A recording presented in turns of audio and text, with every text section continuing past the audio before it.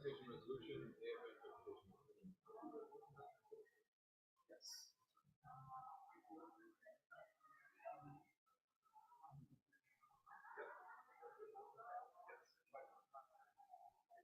So it doesn't mean it all it means is put it build on the mall list.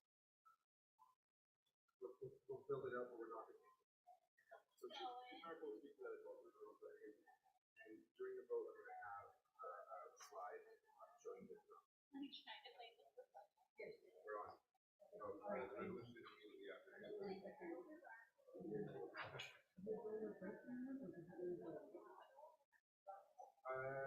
You know, we went to. Oh, just now. Oh, sorry. Yeah, yeah.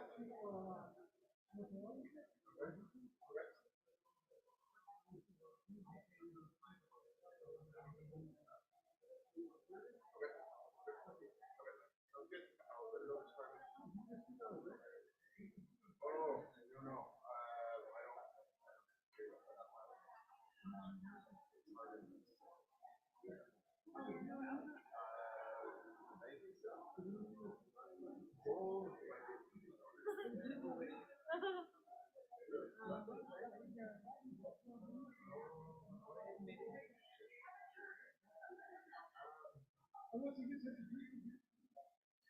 so the way, so it's a rate resolution, what has to happen, it has to be, come before, and the speaker will add it. So you guys gotta ask for a motion.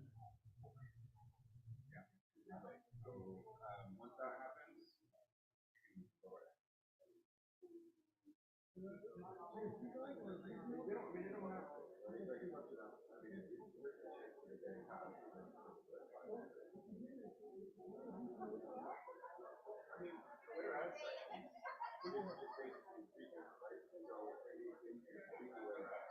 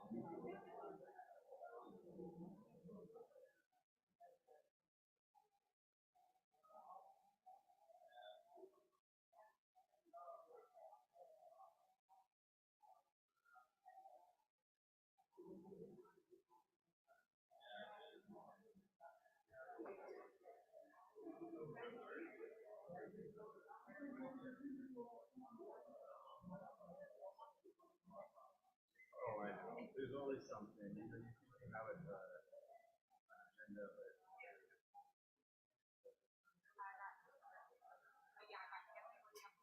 Okay. All right. Yep. Love it.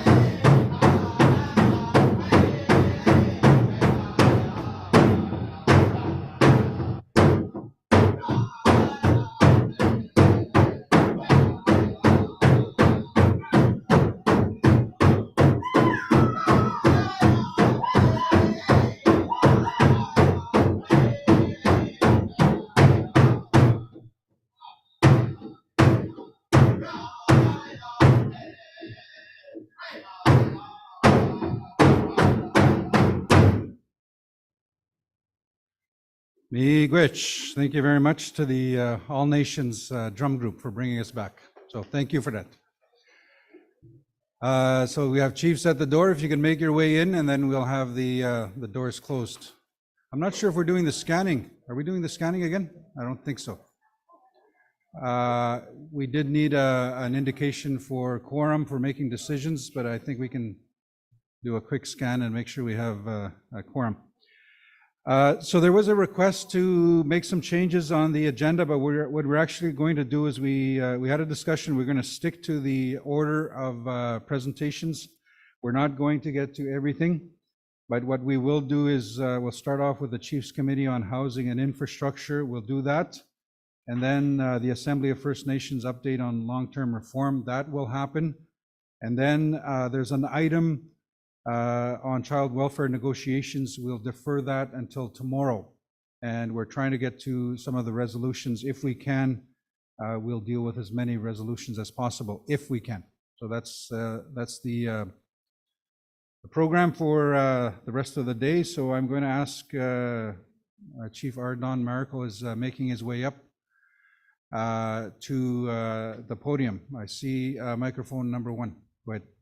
Well, Chief Monias, Nisga'a First Nation. I know our Matawa chiefs, we have a resolution that we wanted to respectfully ask if we can get that thing maybe after this presentation possible.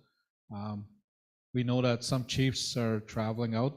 We were approached that some are traveling out. We'd like to see if that can be accommodated. We respectfully are asking for that, Gishan.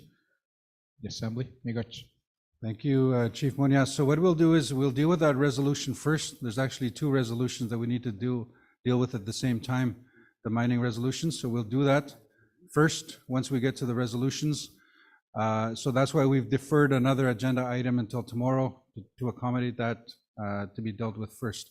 But we will do the first or these 2 agenda items before getting to the resolutions. So we will get underway so that we can get to the resolution. So with that, microphone 2. Chief Wilfred King, Kiasagi, Nishnabek. I would support that the mining resolutions be entertained. We spent 2 hours here, debating on whether or not we should meet the Premier, and it was based on a mining resolution. So, I don't want to see the resolutions again. Every time we have these assemblies, the resolutions are the last things we deal with. And often we lose quorum, and I look at the agenda tomorrow. I don't know how many chiefs are going to be here at the end of the day tomorrow. I know I'm not going to be here, and I have to leave today. I know a couple other chiefs are leaving today and have left already. So in order to support Nisga'a and their resolution, I really think we should bring those resolutions to the forefront while we have at least a quorum of chiefs here to make that decision. I would fully support the request by Nisga'a and the Matawa chiefs to entertain those resolutions promptly. Miigwech. Thank you, Chief King. So we have 2 chiefs that have spoken to it. I'll take that as a mover, Chief Monias, and a seconder to move that we bring forward the resolution. So there will be a process to bring forward the resolution because it is a late resolution.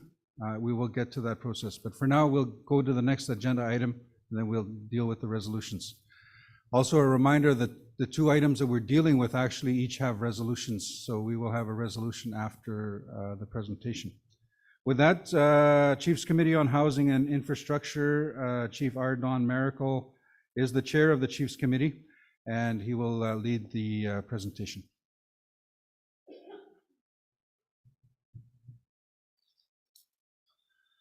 Sego Sawatwego.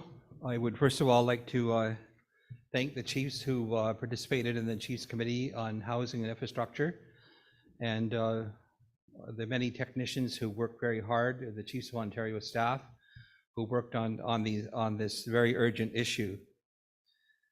So I'm just going to give you some overview just to refresh your memories. I've told you about this before. So the Assembly of First Nations submitted a pre-budget to the federal government for budget 22-23 to address the First Nations housing needs. The total capital costs included in the pre-budget submission was $59.4 billion. That was to address $9.8 billion to deal with overcrowding. $21 billion for migration, people wanting to come home back to the reserve, $3.8 billion for replacement units, $4.5 billion for servicing new lots, $3.3 billion for repairs, and $15.7 billion for future needs. There was a First Nations housing data report conducted by the AFN and Indigenous Services Canada. It was rolled up by the First Nations Information Governance Council in Alberta.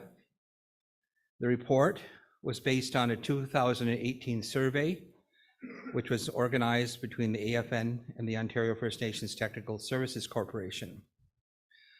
There was a good participation of Ontario chiefs in that exercise. 102 First Nations responded. The findings were 8,645 housing units are required to meet the current housing needs. 7,659 additional units are required to meet future needs over the next 5 years. There was a total of 9,536 additional service lots needed to meet the current housing needs. So many of our communities are finding that they simply don't have anywhere to build houses to meet the needs of our people. 19% of the housing units need replacing. 33.1% of individual housing units need minor repairs. 33.92% needed major repairs. Based on the findings and the First Nations government's report, there's roughly $4.4 billion needed for housing in the province of Ontario just to catch up. The federal funding allocation for First Nation housing does not even come close to the $59 billion pre-budget submission put forward by the AFN. Canada, in Budget 2022, appropriated $3.3 billion over 5 years to close the housing gap. And $2.4 billion of that would be provided over 5 years to support First Nations housing on reserves. $565 million over 5 years would go to First Nations self-government communities and modern treaty holders. $300 million over 5 years was to be launched for urban and rural Northern Indigenous housing strategy.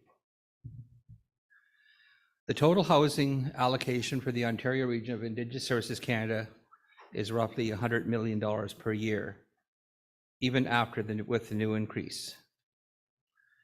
There's a significant housing backlog of roughly $4.4 billion for Ontario.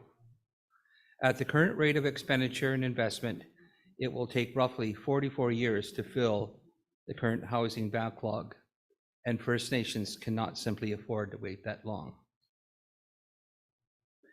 With the previously stated housing needs, there is a proposal to switch gears, and the purpose of this is what I'm going to talk about today.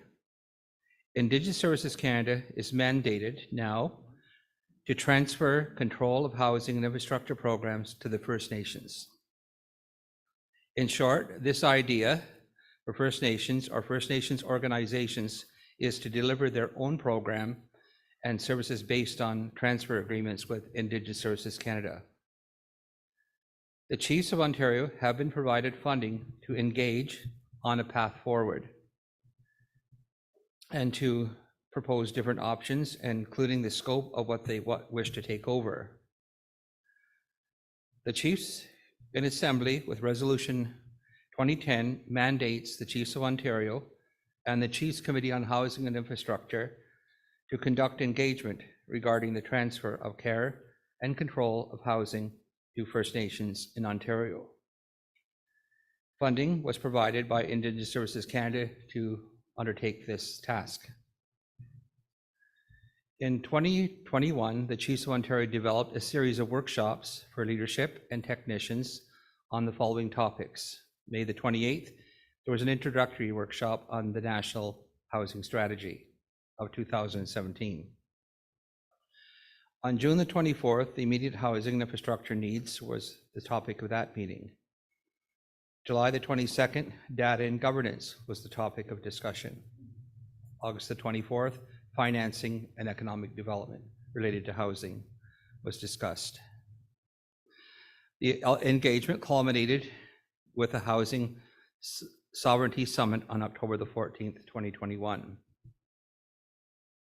During the engagement and throughout the 4 workshops and summit, a number of common themes were identified.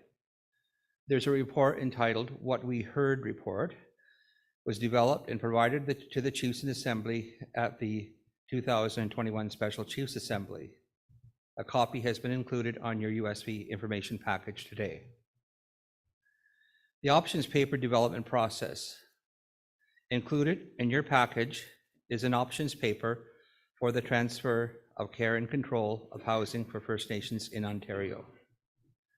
This option paper was developed as a joint effort between the Ontario First Nations Technical Services Corporation, the Chiefs of Ontario, and the Chiefs Committee on Housing and Infrastructure. The options being put forward today were developed using recommendations from the Chiefs Committee on Housing and Infrastructure and lessons learned and the 2021 COO Housing Workshop and Summit. Prerequisites to transfer. Chiefs that attended the housing workshops were clear that the transfer would not be feasible until certain conditions are met. These prerequisites include filling the housing backlog to ensure First Nations are not simply put in a position of managing their own poverty, ensuring that the required infrastructure is in place to keep pace with the housing stock increases, and including sufficient service lots with access to hydro, electrical, roads, sewage, and so on. The policy and structure changes are required to ensure First Nations are able to meet their housing needs. This includes revisions to the addition to reserve policy and the municipal tax regime. Different options of care and control were discussed. Please note that the Ontario First Nations Technical Services Corporation and COO have tried to put forward a full spectrum of options before the Chiefs and Assembly. Even if some options may be unpopular, it was decided to still include them to show the range of possibilities. The first option was to create a centralized Ontario Regional Housing Office model. This includes the development of a centralized Ontario Regional Housing Office who would be responsible for negotiating Ontario's funding allocation with Indigenous Services Canada and distributing housing funding to First Nations in Ontario. More information on this model, including benefits and challenges, can be found in the options paper. The next idea was to have regional housing organizations that would be staffed by Board of Representatives.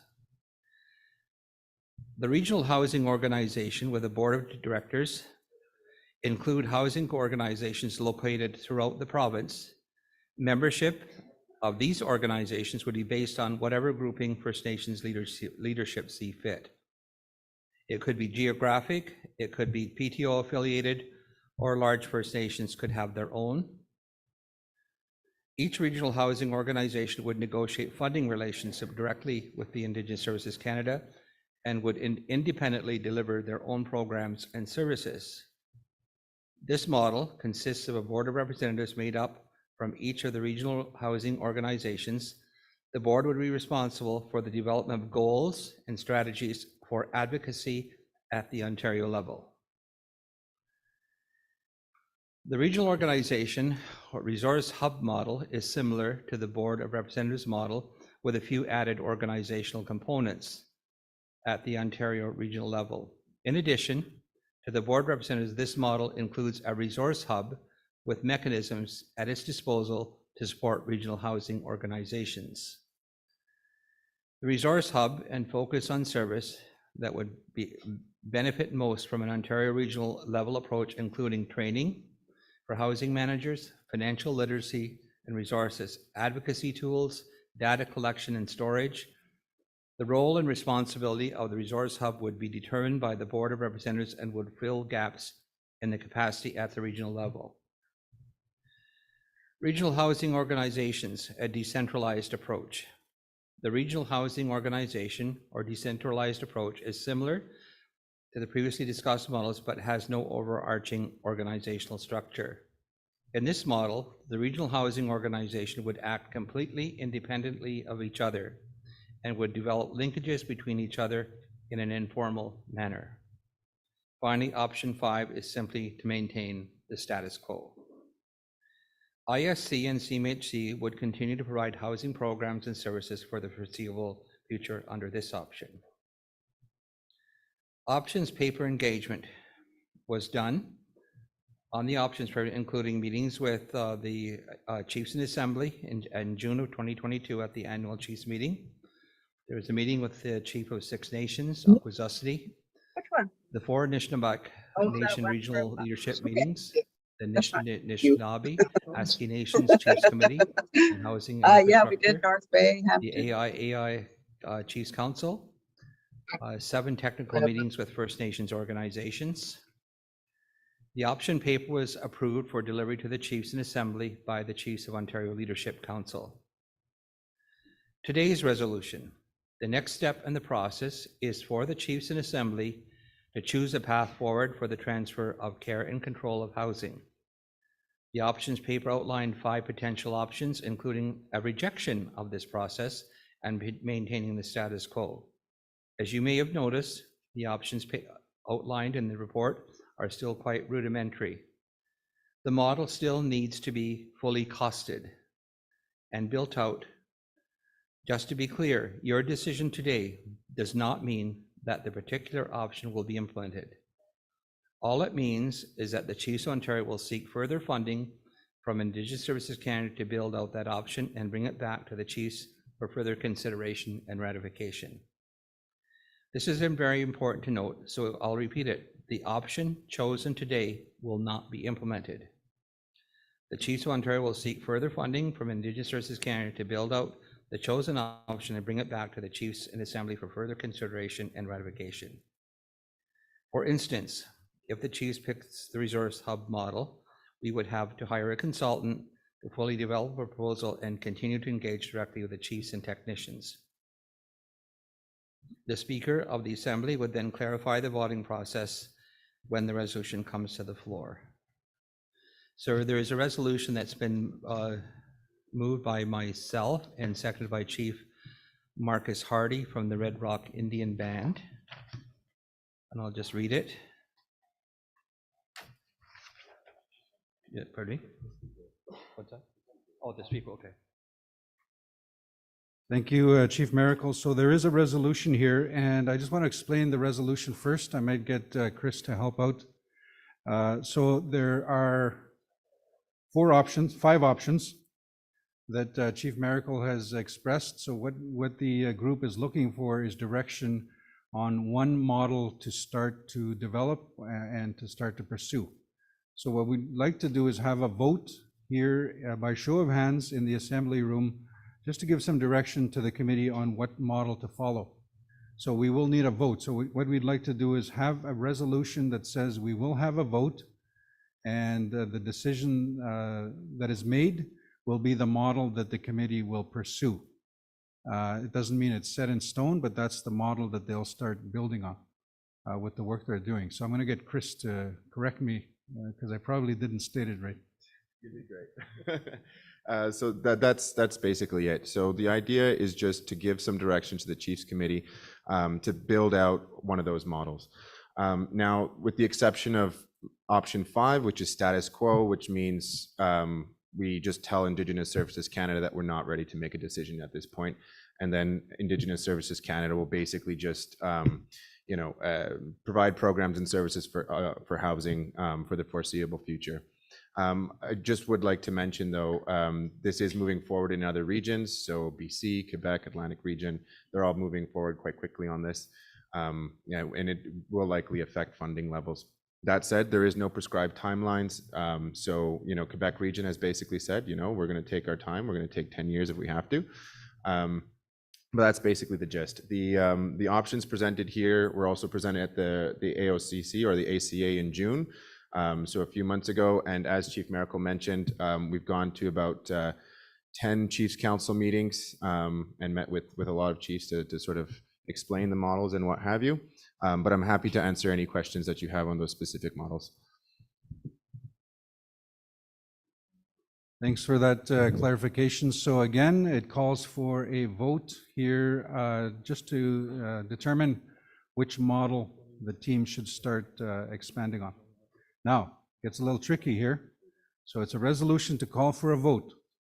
And then once you've passed the resolution, we'll have the vote, and then that'll be the direction they follow. Having said that, this resolution that we have is a late resolution. It didn't make the deadline. So in order to entertain the resolution, I'll need a mover and a seconder, and then a quick vote, whether you can have the resolution brought forward to have another vote. I know it's been a long day. I'm trying to figure that one out right now. So it is a late resolution. So the resolution is moved by Chief R. Don Miracle. Seconder is Chief Marcus Hardy, who is, I believe, here. Right here. So what I do require is a mover and a seconder to move that. I was going to ask the mover and seconder, but okay, a mover for the record. Miigwech Smith. Miigwech. So we've got the mover and seconder. All in favor of entertaining the resolution? Thank you. Any opposition? Any opposition? I see none. Any abstentions? Any abstentions? I see 2 abstentions. Okay, would you like the abstention noted for the record? Okay. Just because it's for the record, can you go to the microphone so we can hear you?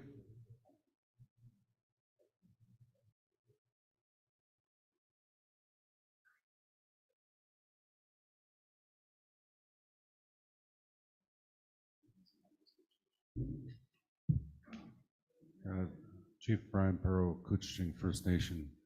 I don't recall, in fact, I know I haven't attended any meetings here, but I did see that there were technical people from Treaty 3 that did attend. And we're meeting in Thunder Bay tomorrow morning, so, and there's only, I think, 3 of us here from Treaty 3. And we'll probably discuss that, before. I'd like to have a chance to at least talk to those technicians that did attend a meeting. So, so this one is just to bring it to the floor, right? And, but I am going to abstain from the other one until I get more information about did we, in fact, agree to any of the 5. I don't know that yet, so. Thank you, Chief Perot. Just, okay, I'll get the abstention noted first, and then second abstention. Would you like it noted for the record Yes. that you're abstaining? Okay. Yes. Thank you. Miigwech, I'm just going to get Chris to elaborate and respond to the concern. Third abstention. Okay, thank you very much. You'd like that noted? Thank you. So Chief Perot, like I meant, like it was on the list there, we did reach out to the technicians at Treaty 3. They said their Treaty 3 will likely be going down their own path and won't have anything to do with this. But the models presented don't infringe on whatever Treaty 3 wants to do. Like they accommodate whatever it is, whatever regions want to do on their own. Thank you very much. So those 3 abstentions are noted. Chief Mark Hill, also your abstention is noted. So thank you. So at this point, what we will do is we will present the resolution. Chief Hill, I see once we get to the resolution. Okay, thank you. So the resolution is before you. Can I get clarification that it's been handed out? If you have a copy, it's titled Transfer of Care and Control Options Paper on Housing. You have it? Okay, thank you. You've got it there. So the resolution number is 2243S. The draft resolution subject, again, transfer of care and control options paper on housing. The mover is Chief R. Don Miracle. who is present. Seconder, Chief Marcus Hardy, who is also present. The resolution reads, I will not read the preamble. It reads, therefore be it resolved that we, the chiefs in assembly, number one, call for a vote to decide on a potential path forward for the transfer of care and control of housing for First Nations in Ontario by choosing one of the following options. A, centralized Ontario Region Housing Office, or B, Regional Housing Organizations Board of Representatives model, or C, Regional Housing Organizations Resource Hub model, or D, Regional Housing Organizations Decentralized Approach, or E, Status Quo Existing Model. Number two, the option receiving a majority of votes will be the one chosen, and the result of the vote will be appended to this resolution. Three, acknowledge that any options chosen at this juncture will not constitute a final decision on the implementation of the transfer of care and control of housing in Ontario, but rather will direct the Chiefs of Ontario Secretariat to seek further funding to build out the selected model for further consideration. Four, acknowledge that any chosen model will require a second resolution by the Chiefs in Assembly to be implemented once the model has been more fully developed. Five, call on the Ontario Regional Chief and the Chiefs Committee on Housing and Infrastructure to ensure that any and all activities regarding the transfer of care and control of housing are undertaken without prejudice to First Nations or First Nation organizations pursuing their own processes for the transfer of care and control of housing in Ontario. So again, the resolution is before you. Mover and seconder, Chief Miracle, any comments? It's really not to cast in stone, I guess, any particular model, but it's to mandate the Chiefs Committee on Housing to cost out what these models might look like. So really there's some kind of framework so we can make a better informed decision. And so I think we would have to engage a consultant to work on that with the Chiefs Committee on Housing and Infrastructure. Otherwise, you know, the status quo prevails where the government will be in charge of the housing allocations to First Nations in the past, but we all know that it's not meeting our needs. And the other condition was that, of the Chiefs Committee is that until the backlog is addressed, we don't support taking it over. There's $4.4 billion, and really I really think at some point in time the Chiefs should consider declaring a state of emergency in all of our housing, in all of our communities, because there's such a backlog of housing needs that to be addressed, and it's urgent. You know, the fire marshal put out a report on the number of fire deaths that occur in Ontario, the high rate of fire deaths in the province of Ontario. The report was sent to the government. There was absolutely no response.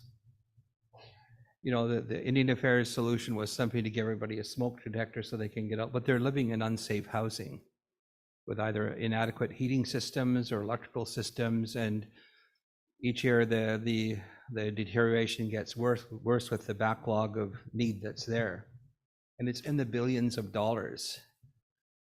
And so we can't any longer just sit on our hands, because our people are depending on us to address their needs, the basic needs, the human needs of adequate water and shelter. And there's pressure on the communities to build houses. They need service lots. The addition to reserve policy frustrates a lot of communities expanding their land base so they have a place to build the houses. So there's work to be done. We can no longer sit on our hands and just roll along with the status quo, because it's not working.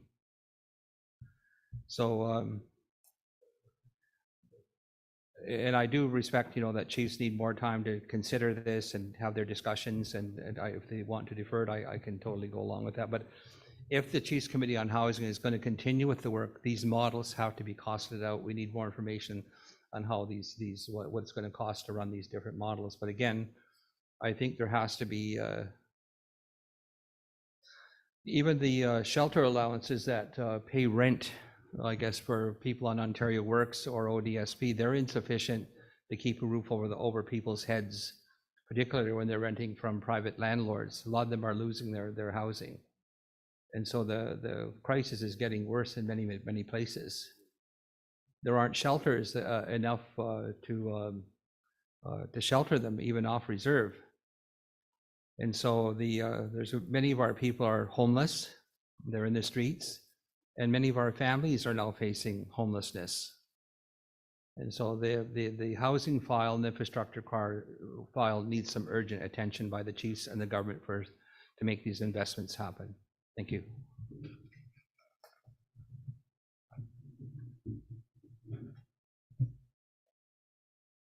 Thank you, Chief Miracle. Chief Hardy, any comments? No comments. Okay, the floor is open. Microphone 4. Yeah, Chief Pero Kuchting. Miigwech, Chief Merkel, for your presentation. I guess I'm wondering why we need to choose one of these to cost it out. Shouldn't we know the cost of all 5 or well 4 of them anyway? You know, why is it required to choose one of these? Why not just cost all of them out? I'll get Chris to respond. So that is a possibility. We can do that. The only thing is there is a status quo option there, which is, you know, get Chiefs of Ontario out of this business completely, right? So we would just go tell ISK, listen, we're not ready to make this decision at this point. We're not going to be seeking any more funding to continue to do this work. So that is also the other option. We would look at the tally and basically see, you know, if it's very close, we can cost out more than one option. But we're trying to narrow the focus a little bit more. We know, for instance, the very first option is probably not going to be very popular. The first option is basically one housing office for all of Ontario, and quite frankly, we know that's probably not going to happen, right? So, but we wanted to keep it on the list just because we didn't want to be overly prescriptive. We didn't want to tell the chiefs what to choose, right? But if you know, let's say option 2 and 3 are close, then you know that's feasible for us to cost that out. All right, and you know, Just sorry, Chief Sure, Perot, in response as well, I'm going to turn it over to Chief Miracle to further elaborate on the response. The transfer and care and control over the housing dollars strictly is the Indigenous Services Canada funding. It does not include CMHC. CMHC, we're looking at whether or not they have authorities to transfer the programs and services they have. They're looking into it, but I don't think they've got back to us yet, have they, Chris? No, they haven't. But at the last conversation we had, CMHC felt that there was an authority issue, whether or not they can transfer the programs that CMHC is offering. That would be the emergency repair program, the disability RAP, the accessibility funding, all that sort of thing. Thank you, Chief Perot. Supplementary. yeah, I heard you, Chief Merkel, and this is something that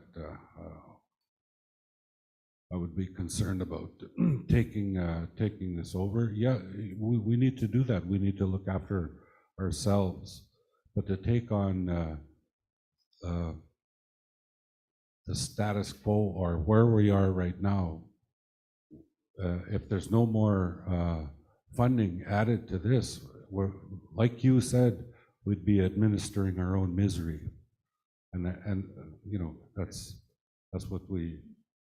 So the work that you're doing, I don't think it needs to stop, but we still need to make those arguments that there's not enough right now.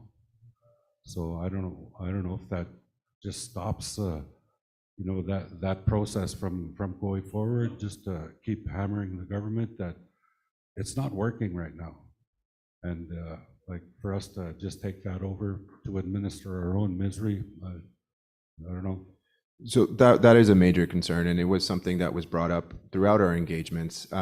So in the options paper, there's a list of, I think, 10 or so prerequisites in the options paper itself.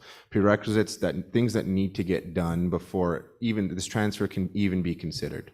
One of those is to fill the housing backlog. So that's the $4.4 billion. At the current rate of spending, that'd take about 44 years. So this transfer is not happening anytime soon. But the idea is that we at least, you know, begin to think about it and begin to think about models that might actually work. So yeah, your concerns have been voiced. So in the Chiefs Committee on Housing and Infrastructure, Dan Gaspé brought out the fact that the Chiefs of Ontario are not getting their fair share of the housing dollars that are allocated. And so the backlog is just growing, and I think he mentioned we got about 17%, and we have about 24% of the population. And so there's another outstanding issue with this Ontario fair share. It's hurting our people. And so the Chiefs need to make a much louder voice on that, and we need to ask Dan Gaspé and the FN Housing Committee to provide the Chiefs with a report so you have something to lobby with. But the Minister of Indigenous Services Canada, in my view, has a responsibility to make sure that there's a fair allocation based on population. And we don't see that happening in the Ontario region.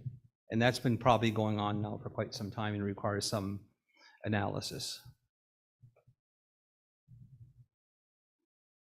And just hold it. And on the water file, Peter Ross sent me a report on October the 25th. There are 31 boil water advisories in Ontario, in Canada, and 22 of them are in Ontario in 17 different communities.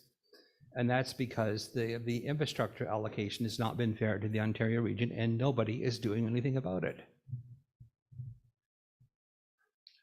Chief Perot. Now you've upset me. I'm leaving. I got to catch a flight. I'm not leaving because of this. Miigwech. And miigwech to everyone. It was great meeting in person again after the pandemic. So I look forward to seeing you all at the AFN in December. Miigwech. Okay. Thank you, Chief Perot. Before you leave, Chief Perot, the resolution's still on the table. Did you want your abstention noted? Okay, thank you. Chief Hill. Hi, Scannell. Good afternoon.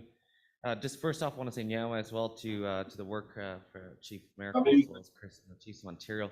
I know we did have opportunity to speak within our council on this specific issue, and I know I also did have an opportunity as well to have a session with Chris just to kind of get a better background to this and what the Chiefs of Ontario is trying to accomplish at Six Nations. And again, we still have to go back and discuss further with our council, but I know we do have Councillor Miller who's been at, on this file for the last little while, bringing forward the information and recommendation that Six Nations will also be looking to go on our own, and wanted that stated for the record on this piece. Again, we still have deliberation to go back within our full council, but I do wanted to also note just the cautionary of all this transfer discussion.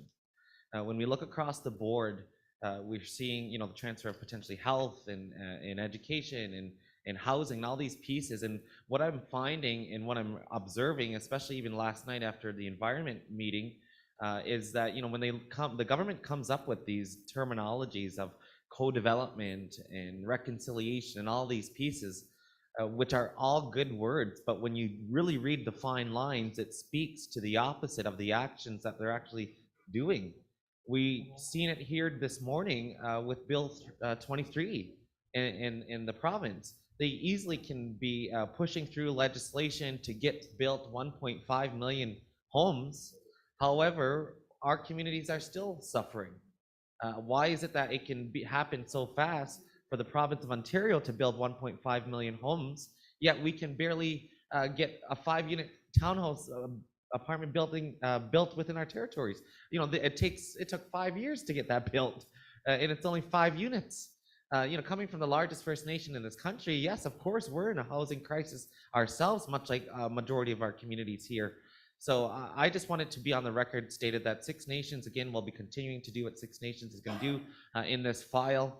We're looking to support and collaborate as best as we can, but I think we need to get a little bit even more creative when we talk with the province and we look at the federal government in terms of this topic, because I just don't see, it really frustrates, and I'm sure it frustrates each of you as well, of the fact of how things can get done so quickly in our neighboring municipalities and towns when it comes to infrastructure, when it comes to housing services, but yet we're still struggling on our reserves. And so that's something that I think, we need to be loud and clear upon as well. I do take note as well to the chief's point in terms of the interim, and I'm glad that there's the prerequisites to discuss prior to any decision being made on this file. But at the end of the day, I think my main message as well is, we need to caution, I think, ourselves when we take on these engagement dollars. And I know it's, again, to receive feedback from communities. It's, again, to look at the opening dialogue. But I don't, and I know as much as I don't trust this government. I don't trust any government. We've been promised way too much, and there's been broken promises left and right. So I'd really caution us when we talk about engagement in general, because it's basically we're doing the government's job for them, right? We want to be able to come out, look to our communities, have this discussion. I know it's good, and I know we want to get creative, and I know this is, again, good work happening, but I think we have to be very cautious when we talk about any transfer, because read the fine lines. At the end of the day, I think it could be setting us up for failure potentially. Yeah. Good. Thank you, Chief Hill.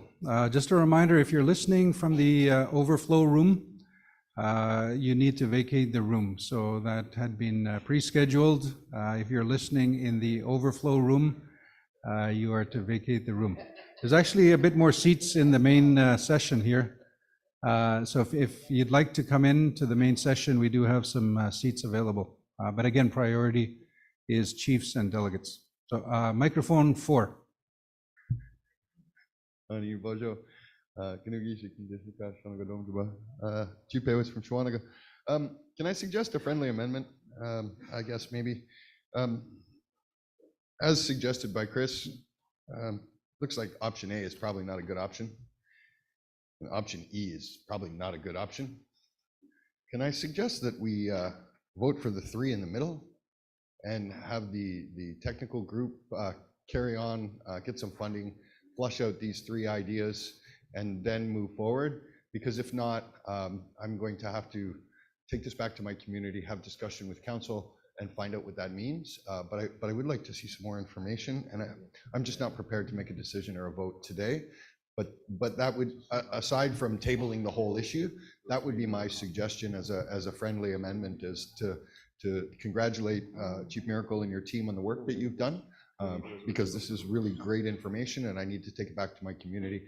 And I'm assuming there's a number of other communities that are in that same situation. So I don't want to see the work go for naught, but I'm not sure what exactly this means yet, and I still need to have a discussion with my council and community. I can agree with the recommendation that's been put forward for the amendment.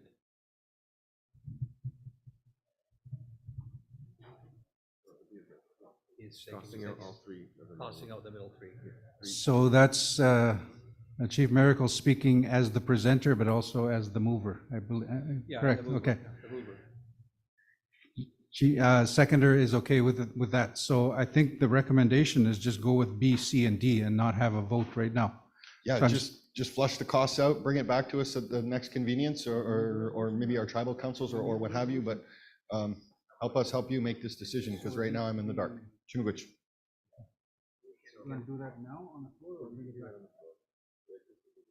Okay, so what we're going to do is we'll tweak the resolution, and we're going to look to the resolutions team to put it up on the screen, but I'm going to get Chris to help out just so that we can give some direction to the resolutions team on wording based on the chief's comments.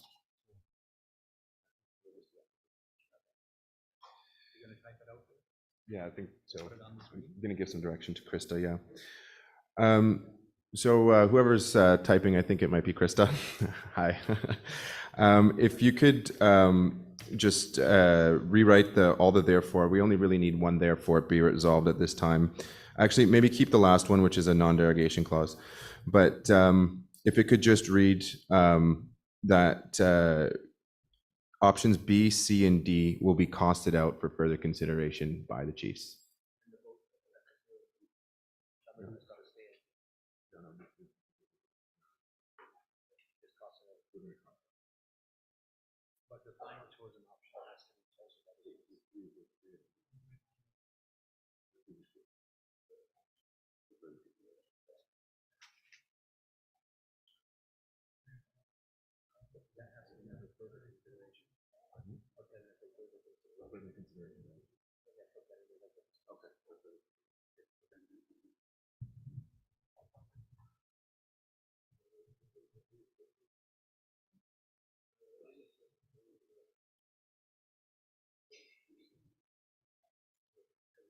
Pardon? Oh. Okay.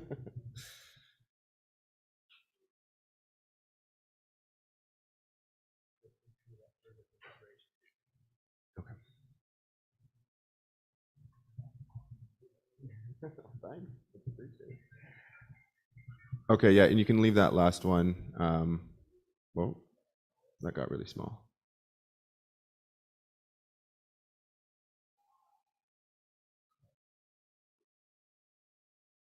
So, yeah, options A, B, or sorry, B, C, and D will be costed out for further consideration by the chiefs. Yeah, excellent.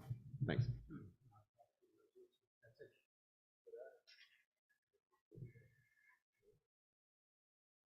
So based on the chief's recommendation, the wording, the text of the resolution has changed. And unfortunately, my eyes are not as good as Chris's. So I'm going to ask the resolutions team to please zoom in. And for the record, I just wanted noted that, go back to the top. I think I might have to go through and, sorry, just the, therefore be it resolved. So for the record, chiefs, you see it up on the screen. We've deleted number 1. And sorry, can you zoom in a little bit? There's a highlighted section that's highlighted in yellow. Has that been deleted?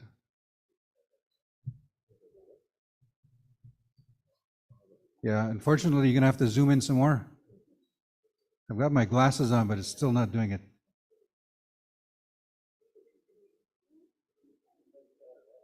Okay, here, I can see that now. New options B, C, and D will be costed out for further consideration by the chiefs. Okay, if we can scroll down, we've eliminated number 2, eliminated number 3, eliminated number 4. Number 5.1 reads, call on the Ontario Regional Chief and the Chiefs Committee on Housing and Infrastructure to ensure that any and all activities regarding the transfer of care and control of housing are undertaken without prejudice to First Nations or First Nation organizations pursuing their own processes for the transfer of care and control of housing in Ontario. So that remains. Is there anything below that? Anything below that? Nothing there. Okay, so mover, you're okay with that? I'm good. Mover's okay, seconder, you're okay. Any more comments? Any more comments? Third time, any more comments? Questions been called? Thank you. All in favor, raise your hand. All in favor, raise your hand. Thank you. Any opposition? Any opposition? Any opposition? I see none. Any abstentions? And Chief Perreault, before he left, did say he was abstaining. He explained why. The changes may have addressed the concerns, but he did say that he wanted his abstention noted, Chief Perreault. So for the record, we'll do that. Chief, is it regarding the? Yes, I'm going to be abstaining as well, Chief Hill, Six Nations, and we're going to be continuing to work again, just for the record, Six Nations building our own housing authority. Okay, thank you. Chief Hill, abstention is noted. Anybody else want their abstention noted? Oh, sorry, microphone 2. Hi, proxy for Iskatewizagi-Gun, Independent First Nation. Kristen Mandaman, abstention for the same reason as Chief Perreault. We're working with Treaty 3, and then they have something else going on. So, Miigwech, thank you. Abstention is noted. Just for the record, if we can get you on the mic.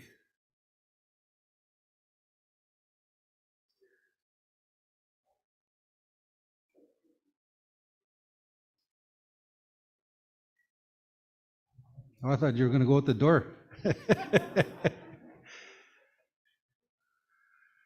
Bonjour. Again, Kirby Paul, North Kamigoning First Nation. I'm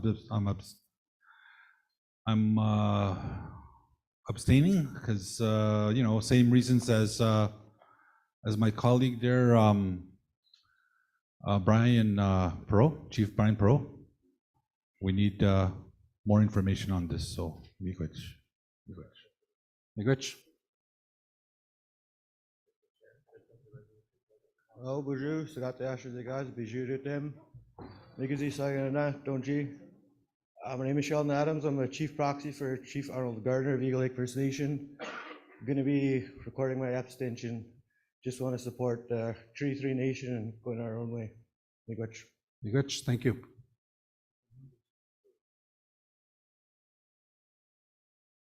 Thank you very much. With the numbers and the noting the abstentions, resolution is carried. So thank you very much, chiefs. Resolution is carried. We're going to move right along, and there was a request to have the Matawa mining resolution dealt with, so we will move forward with that resolution. I have a copy here. Can I just confirm that that has been handed out? It's titled Resolution 2244S, the Emerging Development of the North and the Ring of Fire Region. Has that been handed out? Has that resolution been handed out? Do we know? Current resolution? So you do have a copy. Okay. So there's a two-step process again. This is a late resolution. I missed the deadline. But chiefs, this is your assembly. If you wish to entertain it, I need a mover to Chief Munoz, thank you, moves to have the resolution brought forward. Is there a seconder? I've got two chiefs here. Do you want to flip a coin? Okay, Chief Chiblo, thank you, seconds the request to have the resolution brought forward. All in favor of bringing forward the resolution? Thank you. Any opposition? Any abstentions? Okay, I see none. So the resolution is now before you. Again, it's Resolution 2244S. The subject is the emerging development of the North and the Ring of Fire region. The mover is Chief Bruce Ajnibaniscum, who was here. Oh, there he is. Thank you. Seconder is Chief Ramona Sutherland, who is also present. Thank you.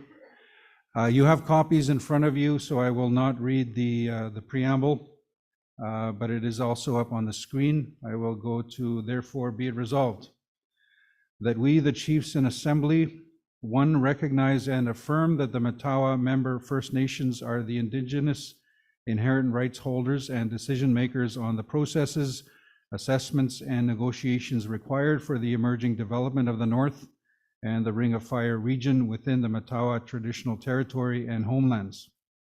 Two, that the Chiefs of Ontario Secretariat has an important role to support the political advocacy and communication amongst First Nations across Ontario, and the activities and mandate of the Chiefs of Ontario Secretariat does not supersede the authority and decision-making processes of First Nations. Three, that the Chiefs of Ontario Assembly formally reaffirm that the Chiefs of Ontario Secretariat and Office of the Ontario Regional Chief, ORC, is not mandated to negotiate or provide consent on behalf of the Matawa Chiefs Council and Matawa member First Nations as the Indigenous rights holders in their treaty lands and traditional territories and homelands. Number four, that the Chiefs of Ontario Assembly support the Matawa Chiefs Council and the Matawa member First Nations as the development of the North and the Ring of Fire unfolds, respecting the autonomy, protocols, decision-making authorities, and the provision of Indigenous rights holders' consent by each First Nation.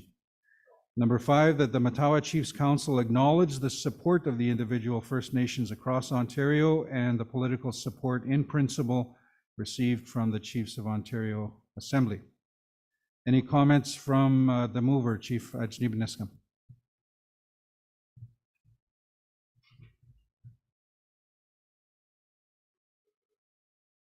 Microphone 3. Bonjour. Bonjour, Hogama Kanak, Kakanama Yawat Kachag, Magadem, that cabbage train, Tangan, Ningonan, Dwagan, Haganan, Mikach, Niboyanama, Minwa, Usach, Leshkan is a Cas, Teske, Nene.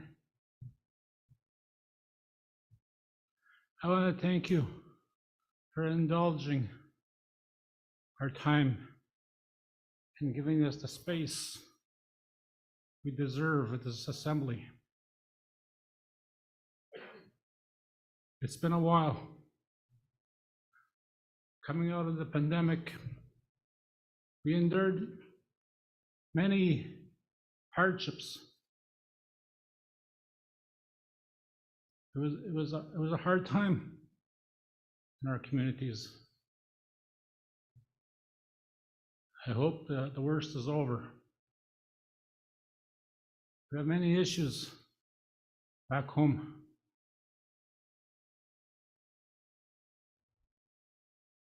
I'm speaking on behalf of my community,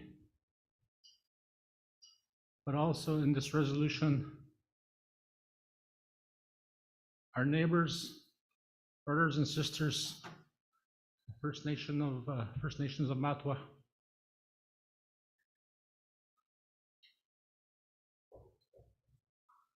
We're joined together by family ties, the land, the language, the culture, everything that's important to us, what's sacred. Today we come to this assembly to acknowledge those lands from you, for you to acknowledge those lands from us. It's important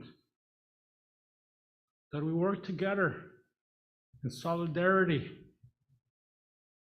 and address those issues that are long been outstanding as the rightful owners of these lands. We're a rich country, yet in our communities, there's poverty, homelessness. Our people are forced to leave our communities, often to be homeless in urban centers. High rates of suicide, addictions, other social problems, mental health issues.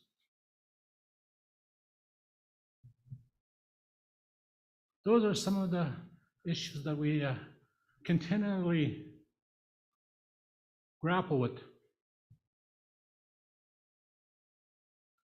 Today, government and industry want to come in our lands and take those resources out. Yes, we support development if it supports us, just as the lands have supported us since time immemorial. So today I'm asking chiefs at this assembly to support our resolution, to acknowledge our rights to self-determination on our lands. With those rights, we determine our future.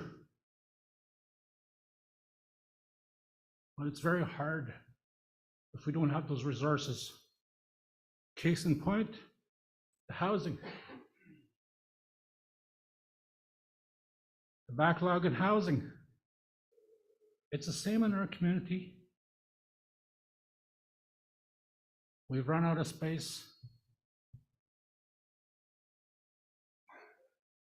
We're given mere scraps every year,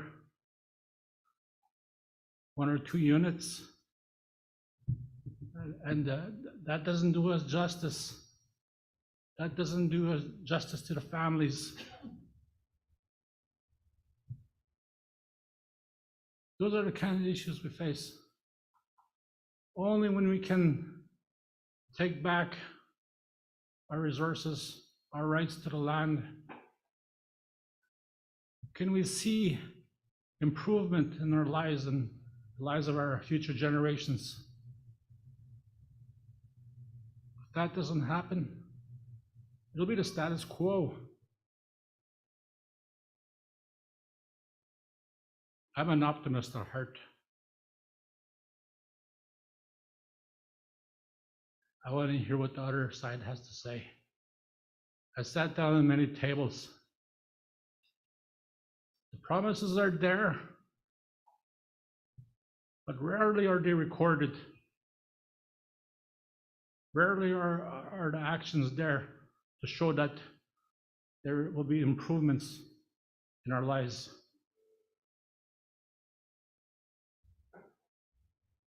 As the chief said, Chief Munia said, we need to get back our lands, our decision-making authority.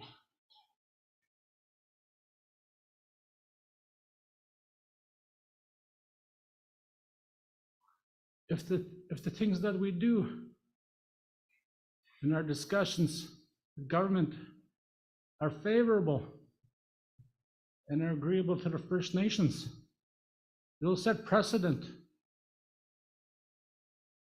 just like you have set precedent in the causes that you have taken and worked on. Those causes that you have taken and succeeded at, help us also. So I'm asking to stand in solidarity.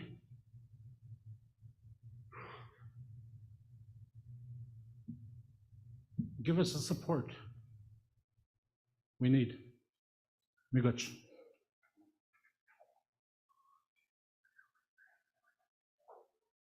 Miigwech, Chief Achniviniskim. Chief Sutherland, as the seconder, comments. Miigwech.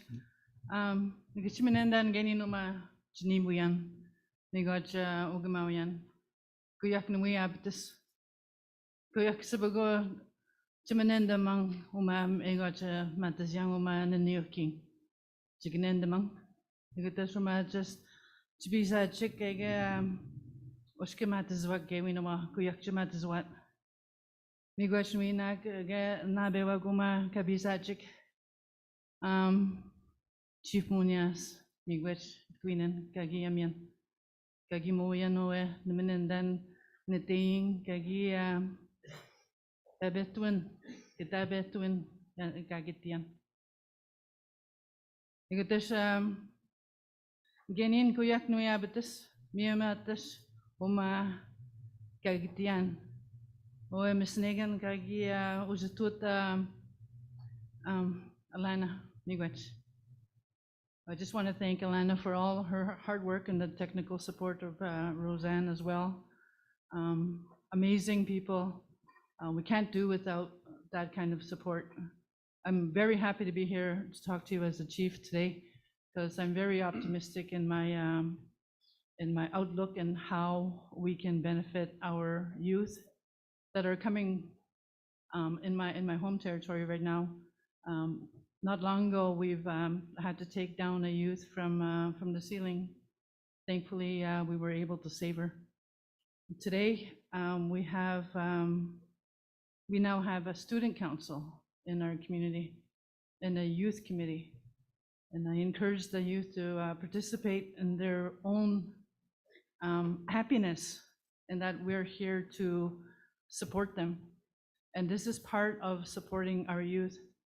Canada and Ontario have said that they stand to make $117 billion in this, and that's just superficial, I'm sure. I'm not sure what the end amount will be, but our only question to that is, how many billions are we getting? And that's a question that I want to pose to Canada and Ontario. Like, how do you put a value on a tree or a bee or any of those valuable lives that live in our forests? So I want to say miigwech, and I I'm very proud of the conversations that happened. They were up and down and sideways, but at the end of the day, we hear your support, Miigwech, and we ask you to support us again and pass this resolution. And I just want to thank the mover, Chief Bruce Hatch, Neshkum, and Miigwech. Miigwech, thank you, Chief Sutherland. Floor is open. If there are any comments or questions on the resolution. Second call, any comments, questions on the resolution? Microphone number 3.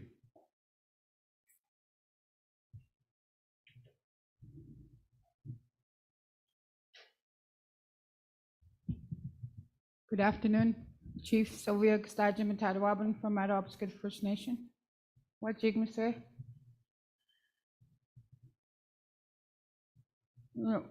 Ginigishkat no tagasich ninan mashke go kumahana gamaga Matawa Chiefs. Jugini sisitatiach kegonaga matagishkagiach nista kamushkadindamach. Omagabi disponig mina kasistaya. Anemen monowesten. Keguano distaya. Kamusistano.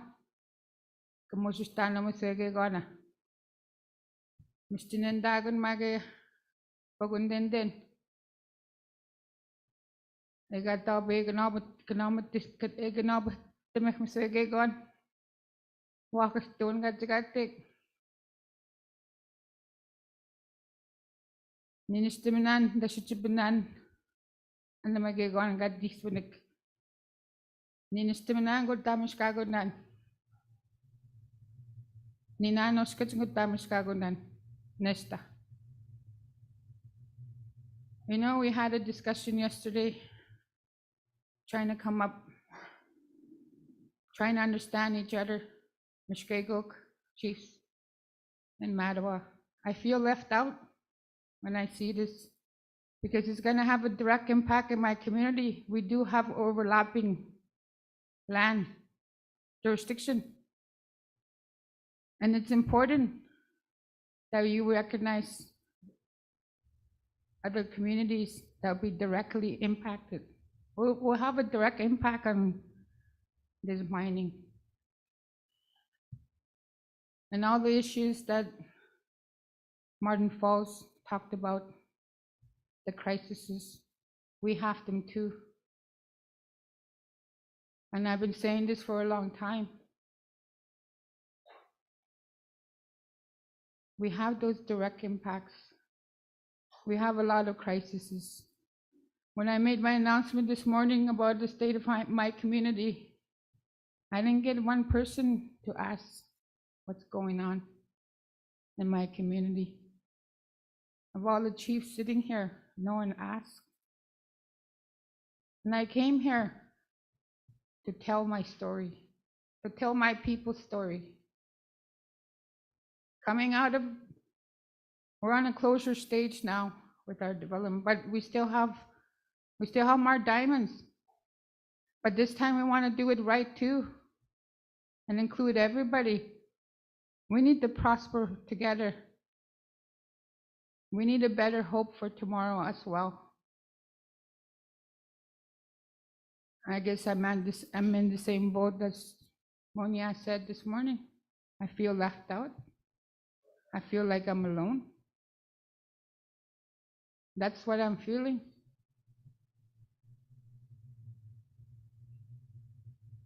At this time, I don't think I could support this resolution.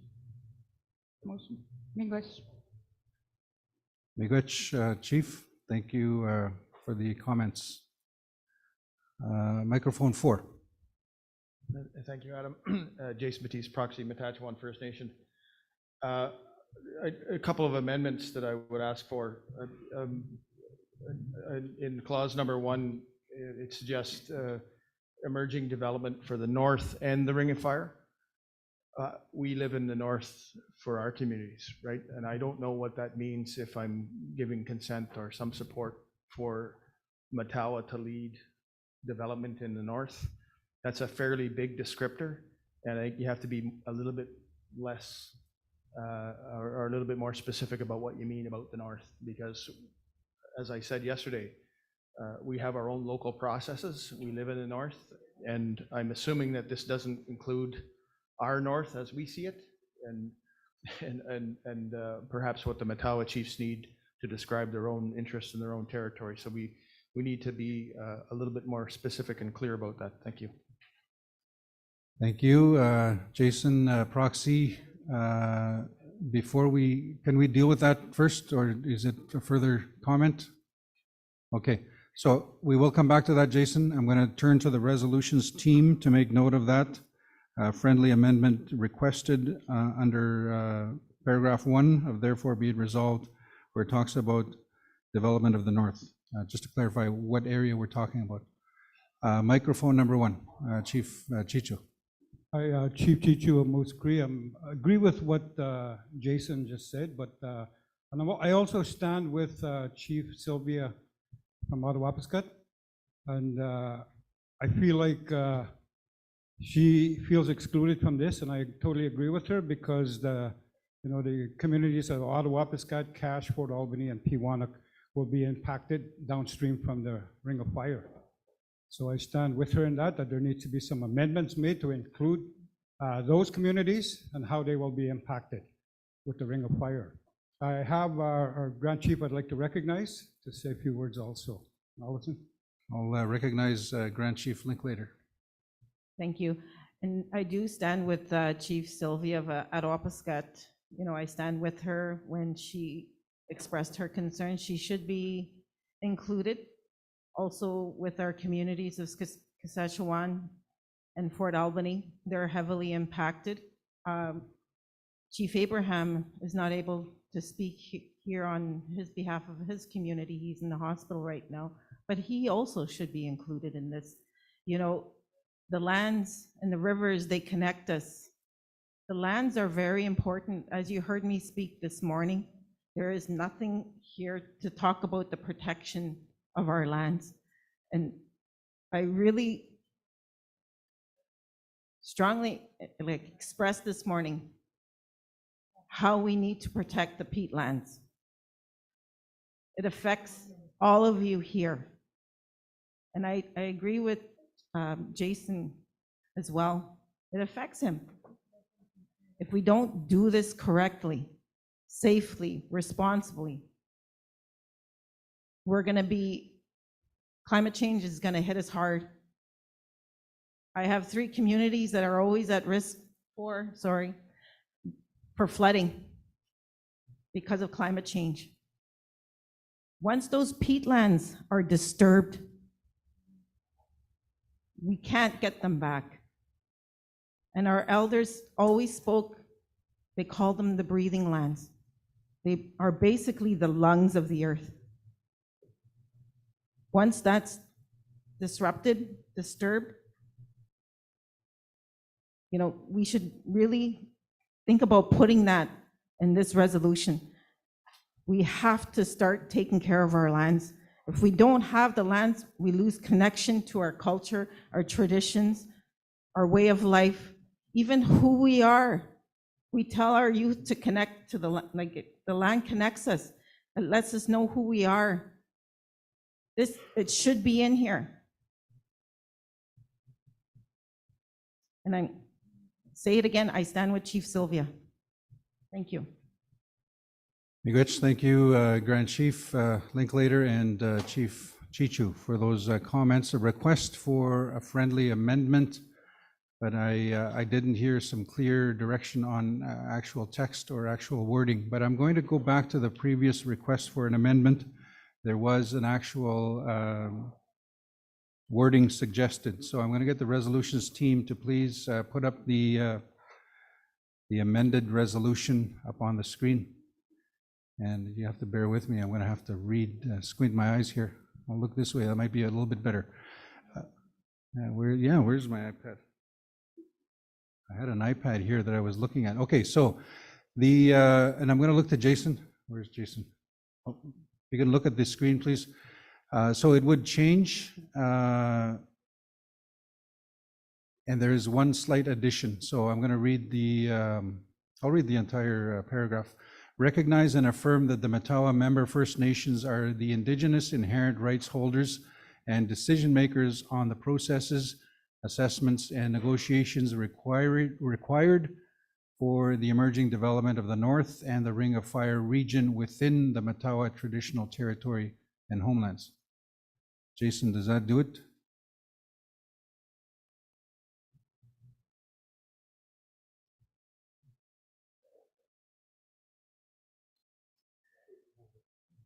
I guess the Ring of Fire part is a little bit more clear to me. I can see it on a map. I know where it is. I get some sense of geography but I don't know what the Matawa chiefs are describing as their traditional territory homelands. And I don't know if that's going to overlap with either the communities that I work for is concerned, or as we're hearing other communities' concerns. So it's impossible for me to say that I would give them first right of refusal, for example, to develop that in the north, because I don't know what it looks like. I don't know what they're describing. The Ring of Fire, not a problem. I get it. It's well written, easily researched and understood.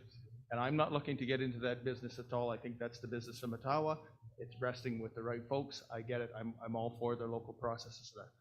But without understanding what the rest of that picture looks like, it's impossible to say that we would give consent that, you know, they take first position when discussing development. Thank you. Thanks, Jason. If you can get back to the mic, Jason. A good question. I think I heard you the last time you were up concerned with the word north, and I thought that you were suggesting remove the word north, is what I thought. And so I'm going to look at it. If you remove the word north as you had wanted, it would say, and negotiations required for the emerging development of the Ring of Fire region within the Matawa traditional territory and homelands. Would that do it? That's fine with me. Yeah, I think our communities can get their head around what they accomplish, what their desires are in the Ring of Fire. I think that for me, that's fine. Okay, thank you. So the mover, are you okay with that? Mover and seconder, you're okay with that? Okay, friendly amendment. Now, there was another request for a couple of changes. One is to emphasize the stewardship that we have as a people in taking care of the lands, to emphasize that part, but plus to recognize the comments from Chief Kustajan from Madawapiskat, who is downriver and has expressed that her community will be affected by any decisions happening in the Ring of Fire area, and that there is shared territory. So that was the concern expressed by Chief Kustajan, Madawapiskat, and the follow-up speakers said they wanted a recognition of that in the resolution. Now, we didn't get the actual text, so again, it's not my role. I cannot indicate what the text should be. That would be the resolutions team with any backup, any support, and also if there is text from the speaker, Chief Chichu, if you had any suggested wording for what it is you're asking, and then the resolutions team can look at that. Hi, what I think we're suggesting, as discussed at our table, the Mushkegwa Council, is that the affected communities of Fort Albany, Cache, Madawapiskat, and Peawanuck be acknowledged as they will be also impacted by the Ring of Fire, something along that line. Thank you. So I'm looking at the resolutions team. That would require another paragraph, which they are. I'll just give them a minute to come up with some suggested text. Microphone 2, is that in relation to this or a further comment? In relation to this? Yeah. Okay, go ahead, microphone 2. Marcus Hardy, Red Rock Indian Band. So the wording in this also should include our communities that are south of this. The waters flow south to us. Transportation, everything else like that is going to be traveling down Highway 11 down to our region as well. So I don't know how that would word or what, but the North Superior region, the Nishmaak Nation, I'm not sure how that would fit into it, but I know that our communities will be affected just in the resource department in general. Thanks. Thank you. So I am looking at the text. So this would be paragraph number 2, and it reads, acknowledge that other First Nations and their territories will be affected by development of the Ring of Fire. Chief Chichu, does that do it for you? It's the one that's red and highlighted. It says, acknowledge that other First Nations and their territories will be affected by development of the Ring of Fire.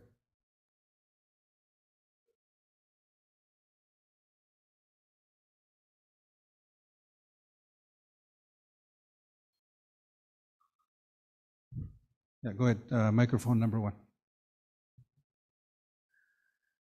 I'd like it to be a little more specific, like other First Nations in the Mushkegowuk territory is what I'd like to see added on there. Okay, so resolutions team will look at that. Now, that will affect the Chief Hardy's, but I'll deal with this first and I'll come back to you, Chief Hardy. So it says, acknowledge that other First Nations in the Mushkegowuk, will correct the spelling, territory, and will be affected by development of the Ring of Fire. Chief Hardy, obviously that wouldn't do it for you. What would be your suggestion?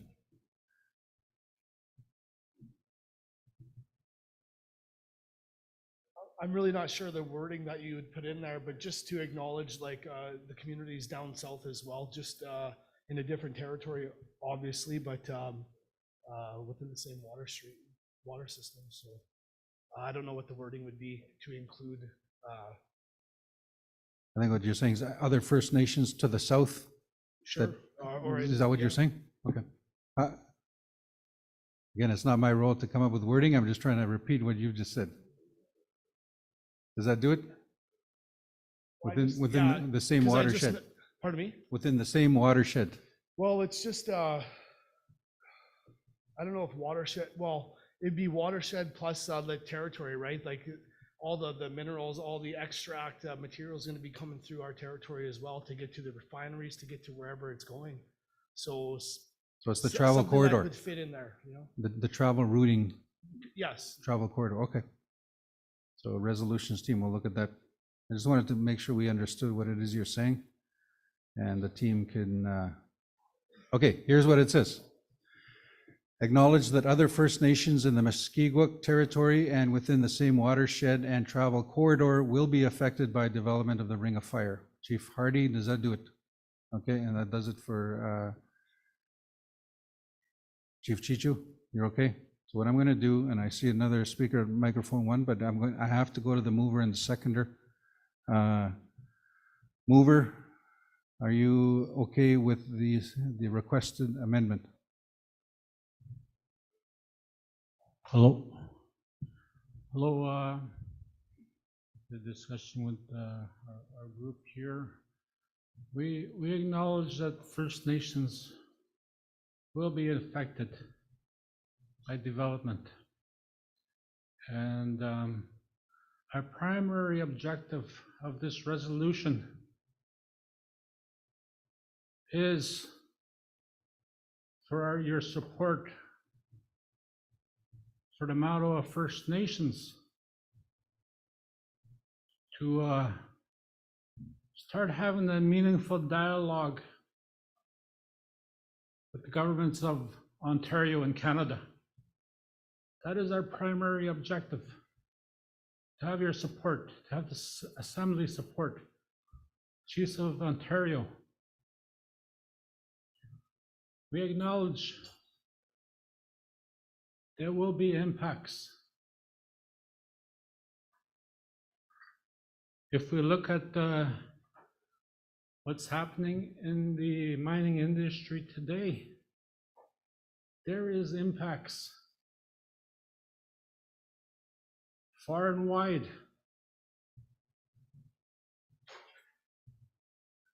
I have Greenstone Gold just to the south of me, 200 kilometers to the south of me,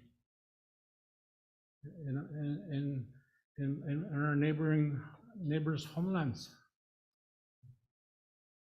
There will be impacts. I have never gotten any sort of acknowledgement from the government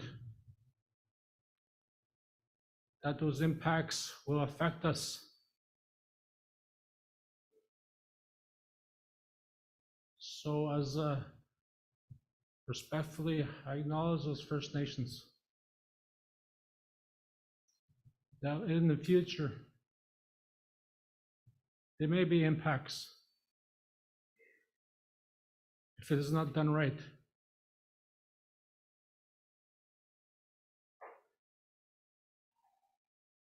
I want to say this is an issue for us on our land and resources.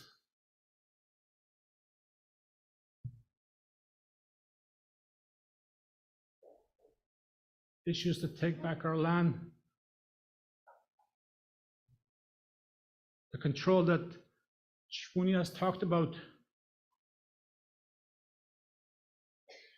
We need to be at the forefront of those discussions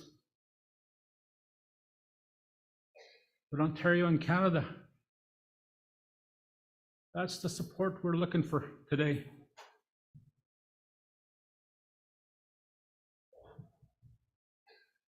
We met with the Mushkegowuk chiefs the other day prior to this meeting, looking for resolutions on how we can address those issues that and concerns that they have.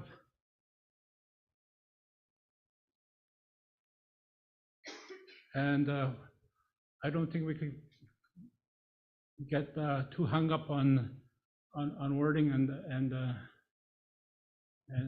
the state of where we are right now, because things are fluid, and hopefully those changes that we need will be positive. That's what we need. But as communities that have been there in those homelands, we need that acknowledgement from you. Miigwech. Thank you, Chief Ajani Beneskam. I just want to confirm, are you okay with the amendment?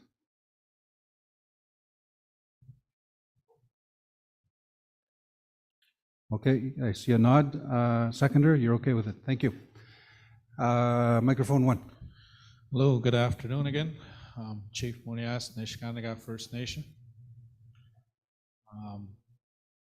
I want to share the sentiments that my colleagues, Chief Sutherland and Chief Ajani Beneskam, raised about why it's so important for our communities to be involved in these developments that are happening. And let's be clear to everybody that's in this room, our First Nations, Nishnawbe has not given its free, prior, informed consent on these proposed developments. That is very clear. I want to make that, and I want to put that on record. The fact that processes and plans are being undertaken. And that's why we've been saying all along that our communities have to be involved. Our river systems, our lands will be impacted. The nations of Matawa will be impacted. Our people need to be involved in that. Far too long we've been left out. I don't know how many times we've had developments all around us. And our nations have been left out, not necessarily on the benefits part, but the decision-making part. To be able to have the opportunity to decide what's going to happen on your traditional homelands. I talked about that yesterday. I think everybody in this room probably agrees that we need to have a say, each one of our nations, when our interests and when our rights are going to be impacted. This is important for us when we talk about why our people need to be involved. why the informed decision-making processes have to fall in line with our protocols, with our processes in our communities. Those are the kind of things that we are seeking for here. Support to stand with our nations as we embark upon where the rules today need to change. They need to allow our people to be part of the big picture in terms of deciding what's going to happen. I keep referring to some of the things that we do on our river system and our homelands. We do a lot of stuff in terms of what we want, what we cherish in our communities, in our community of Niskandiga. To go on the land. Our young people are still able to go on the land. That's what we want to protect. That's what we want to have a big say in. The systems and the processes today are not able to do that for us. They don't recognize, they don't respect our processes in our communities. That needs to change. And I like to say it again, our First Nation, Niskandiga First Nation, has long asserted their rights and traditions and their jurisdiction on our homelands, the way we practice, the way we use the land. We take only what we need. We pass that on to our young generations. And we see that evident in our communities, the way our young people use the land, the way they respect it. Those are the things that we also cherish in our community, in all of our communities. Chinendagan on those things. The benefits also will be good, but we also have to look at the other side that I just mentioned. That is important. And how do we balance those things? How do we make sure that those things are actually in line with what the community wants, what our people want? What is their level of comfort in order for them to move forward or to decide on something? More or less to be informed decision makers. I've said this all along. Our nation has said this all along. Consent, decision making is so critical, especially when you're gonna be impacted for generations. It's so important that our people, our women, our elders, our youth have to be involved in those discussions. More importantly, in providing their informed decisions. And that is not happening today. Like we said yesterday and a few days ago, we will stand our ground on the river system, on our homelands, to protect our rights, to protect our interests, to make sure that our people have a big say in what's going to happen on our traditional homelands, on our river systems. And that's the kind of support we're asking for. Because our elders tell us, one way or another, regardless how it goes, and I'm starting to understand more as we proceed, as we are on this journey, one way or another, this will be decided on our lands, on our homelands. Whether if it's for our First Nations, for our people or not, it will be decided.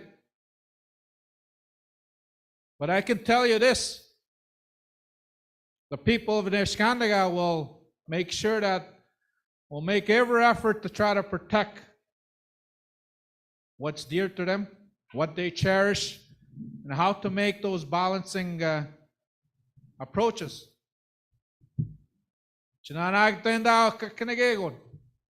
Kanina get the hing shunya kang. Because we always view us as people, as Anishinaabe, it's a holistic.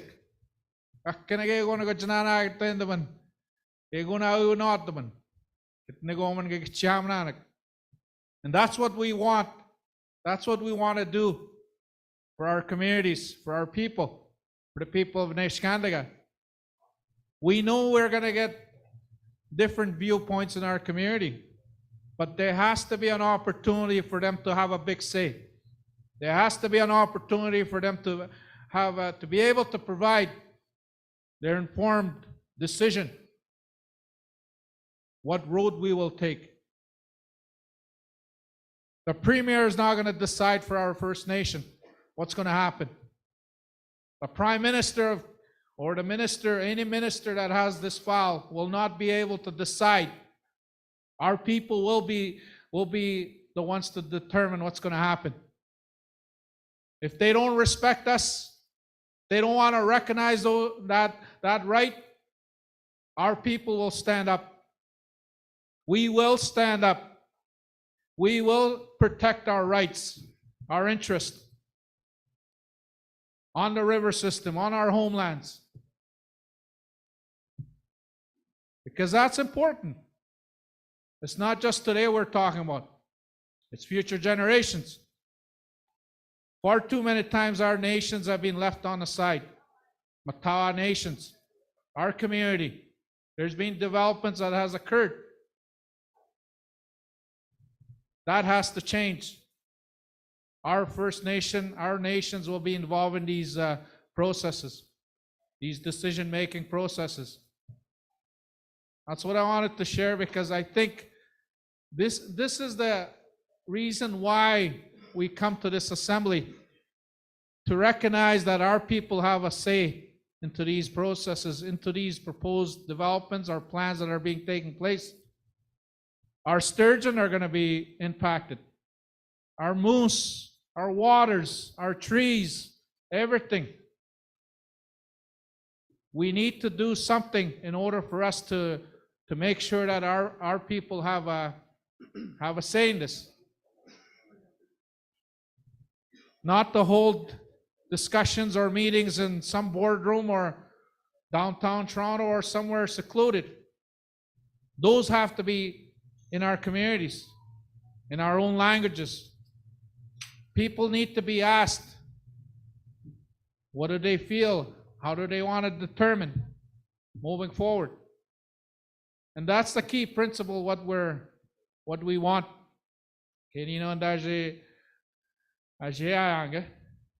So hopefully that gives an insight of what we're talking about. We want to be able to do those things. We want to be able to have those things in our community, in our communities. To have a decision, to be able to decide, to be able given that opportunity. Not because of money. It's because of many things. The things that connects to us, what the Creator gave us. I mean, those are some of the things that we'll need to consider. Our women, our elders, our youth tell us that. This is also important. How do we get to that? How do we make sure that their voices are heard? And that's what we want. That's what we want for everybody, to have that opportunity. So I'm supportive of the resolution that my colleagues, Chief Bruce and Chief Ramona, has moved and seconded. And hopefully we can get the support on the floor that we are going to have a big say into what happens in our river system and in our homelands. Our people are going to be involved. Our people are going to be the ones that are going to determine the future of what's going to happen. It's so critical, because these lands that Canada and Ontario says it's theirs and their jurisdiction, these are stolen lands of our people, of the Anishinaabe people. Our people need to get involved and need to take back. And the biggest thing that they need is to decide, to have a big say what's going to happen. Okay, Miguch. Miguch, thank you, Chief Munoz. So I'm hearing support for the resolution, but there is one more note, and I just want to make sure we cover all our bases. Grand Chief Mushkegowuk, Grand Chief Linklater did suggest another addition to the resolution, so I'm going to look to Chief Chichu, who is the official delegate. Grand Chief Linklater had talked about a line in there somewhere recognizing that as First Nations, as Indigenous people, we are the land stewards, and that we have a responsibility to protect the lands for future generations. Something to that effect is what I heard. So I'm going to look to the resolutions team to come up with something just so that I can accommodate that friendly amendment, and look to Chief Chichu to see if you're okay with that, just because you were there. Sorry, Chair, it's Krista So speaking. again, all I see is the side of my face. Can we have the Sorry. resolution Mr. up Chair, on the can you hear screen with me? the amendment? No, I can't. And then we'll come back to Chief Hill.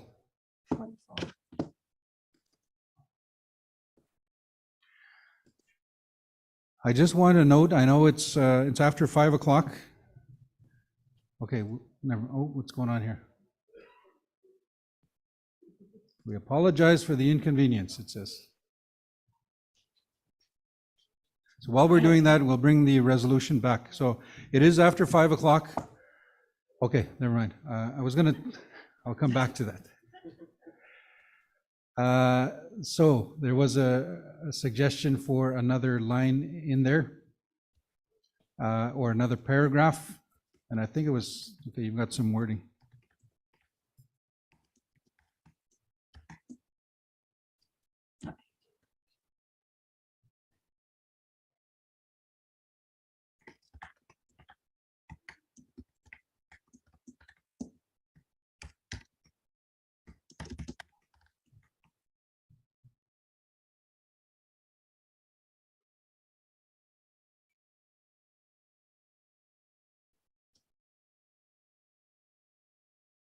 Okay, so I think that's good.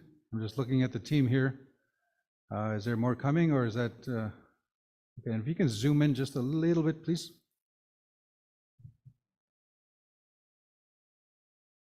Okay.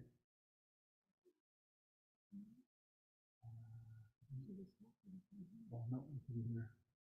I couldn't hear her at all.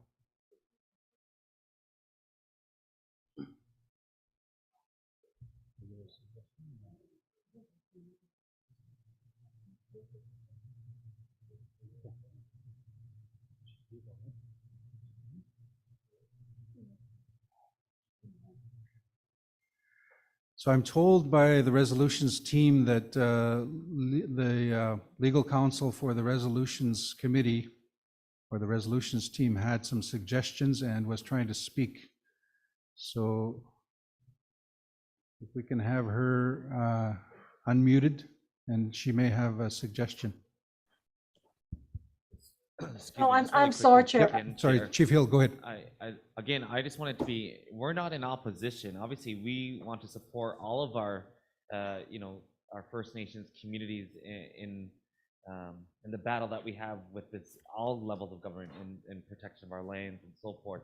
I just think, I want to go back to the previous chief's comments of, I don't think the wording is as broad enough that it needs to be inclusive to those. And I think that's our only struggle right now from Six Nations. And again, not to to disrupt it and look at the opposition we want to support, but it needs to be more broad. The other piece that I know we have a number of resolutions to get through, but when you look at now legal looking to provide suggestions, I think that's where we have to go back to the process of the resolutions itself, and then that way we save time, because that way it should have already been vetted through. Thank you. Chief Hill, just a comment while we're waiting. So There is a process for resolutions, and there was a resolution deadline that was November the 8th, I believe. And so the reason for that deadline is so that legal and the resolutions team can review all aspects of the resolution and deal with any issues. Now, chiefs, you have that authority if you want to bring forward any resolutions after that time, but it has to be approved by the assembly here. When that happens, the resolution team has not had any opportunity to review the resolution. So that is why we ask for a mover and seconder. We ask the floor if you want to entertain the resolution. So that's what happened here, and that's why the resolutions team hasn't had an opportunity to review. Just to clarify. I do apologize. I wasn't looking for explanation. I understand that we have the authority to bring forward late resolutions. My point being is that it puts us in this predicament of further wasting all of our time. Thank you. So we have up on the screen, acknowledge that First Nations are the traditional stewards and keepers of our lands and resources. So that is there. I don't see a period, but I'm assuming that that's the end of that. Chief Chichu, would that do it?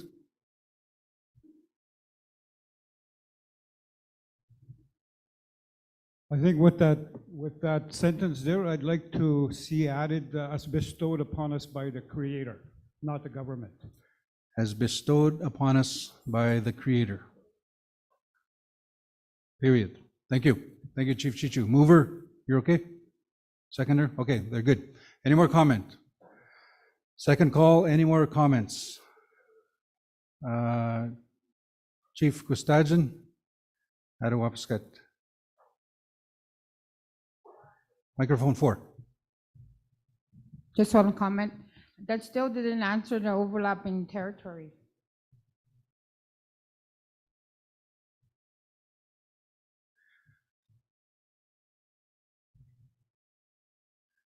It's a separate matter?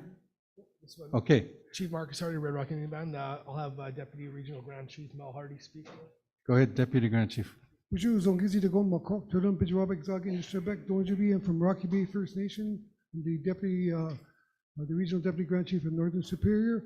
The Nishnabeg Nation chiefs do not support this. We're not going to support this resolution. We've dealt with this resolution in June, and I was hoping now that they would have made some changes to recognize that. We've dealt with this resolution 3 years ago at the Nishnabeg Nation, whereas they even changed the name. So I know about the Ring of Fire. I'm from Rocky Bay First Nation. We've had this conversation before, and we know, and the discussion we had with the chief at the time that was speaking on it was that there's nothing wrong with this process. We won't feel it in our territory until 10 years from now. That's how long it'll take for the land to be eroded. So you know what? We're not going to support this because it's just not. We're not even involved in development. We have no say in this, but yet we're downwind and down water. So I just want to point that out. My God. Thank you, Deputy Grand Chief. And again, the question has been raised by Attawapiskat Chief Gustajan. It does not address shared territories. That there, I'd only see a suggestion on suggested wording. I don't have that. We're open to that. Resolution team is there. If not, if there is no suggested text or wording, I'm just looking to the mover and seconder. But at this point, I don't hear consensus. So if I don't hear consensus, the mover and the seconder have that prerogative to ask for a vote, to ask for a standing vote and move forward on the resolution as we have presented and amended, if that's the wish of the mover and the seconder. I see there's a discussion. I will allow for a quick discussion.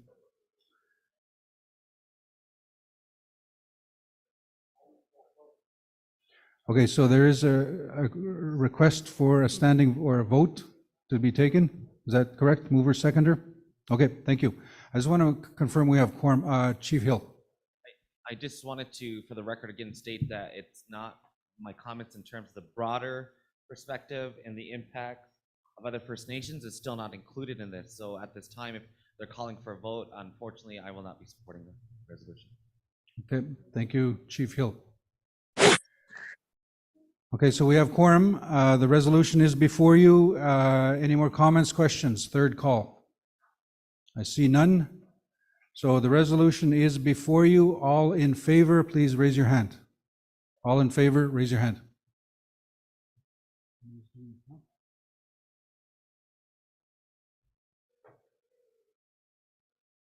Just want to make sure that you have the red lanyard, red indicating you are a chief or a official delegate proxy.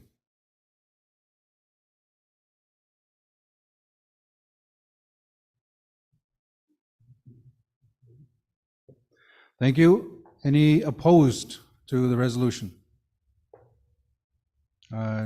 Chief Hill, thank you. Would you like that noted? Yes, please. Thank you. Thank you. Okay, Chief Hardy, you'd like your opposition noted? Okay, thank you. Chief Gustajan, Arawapskat, would you like your opposition noted for the record? Yes, thank you. 3 opposed, last call. I gotta look on virtual, okay. Okay, we lost the live feed on this one.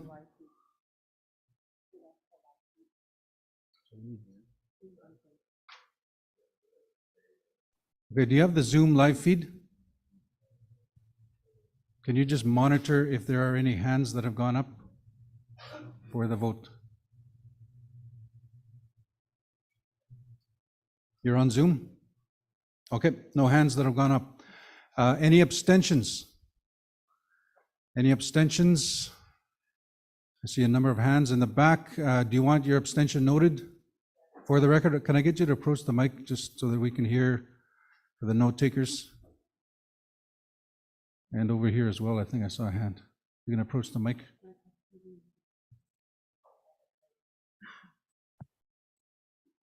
Proxy for Waupalong First Nation, Elaine Reitman. Thank you. And I think that's Chief Chiblo. No? Who? Chief Knott is abstaining. Okay, it's okay, Chief Knott. We've got you. Chief Knott is abstaining. Any other abstentions? Microphone 4. Gema Veronica Smith, Nashing Naming is abstaining. I feel like I don't have all the information. Miigwech. Thank you. Any abstentions? Third call. Over here, just for the record, if I can get you to indicate on microphone 2. And if we can monitor the Zoom, please. Chief Canellis and Red Nation of Thames, I'm not abstaining as I need more information. Miigwech. Thank you, Chief. Waje?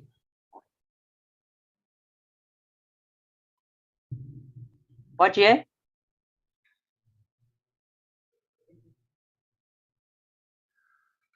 Okay, thank you. So with that, resolution is carried. Thank you, Chiefs, for that. At this point, again, I was just saying it is after 5 o'clock. It's 5:17, and based on earlier discussion, we know that the Premier may show up in the overflow area, and discussion here was to invite him into this assembly. And it's if he may or may not show up. Now, my recommendation is that we don't all disappear right away. What if he changes his mind and shows up and says, well, I showed up, you guys weren't there? So we have another item that we're ready to proceed with. It's actually a fairly important presentation. With your indulgence, Chiefs, if you're okay with it, I'd like to proceed with that agenda item. We had already amended the agenda to continue on until 7 p.m. So if you're okay with that, can we proceed? Again, the Premier might be across the hall. We did invite him. If he comes to an empty room, it sends a different message. So can we proceed with the next agenda item? Are we okay with that? Anybody okay with that? Can I get a nod? Okay, AFN presentation, we'll go with that. So I'm going to turn it over to a youth speaker, Kieran, to get into that agenda item.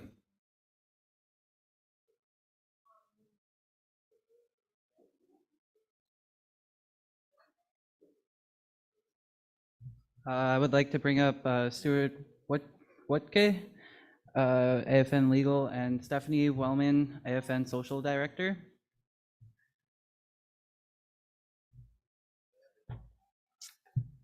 they're in the room. Are they? Do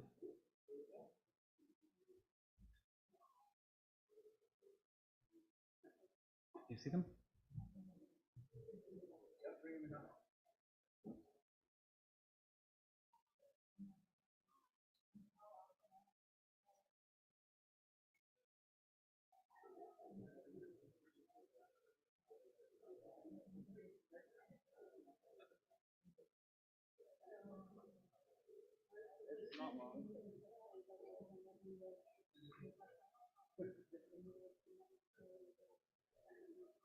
Okay, we're just waiting for Stuart and Stephanie to come in.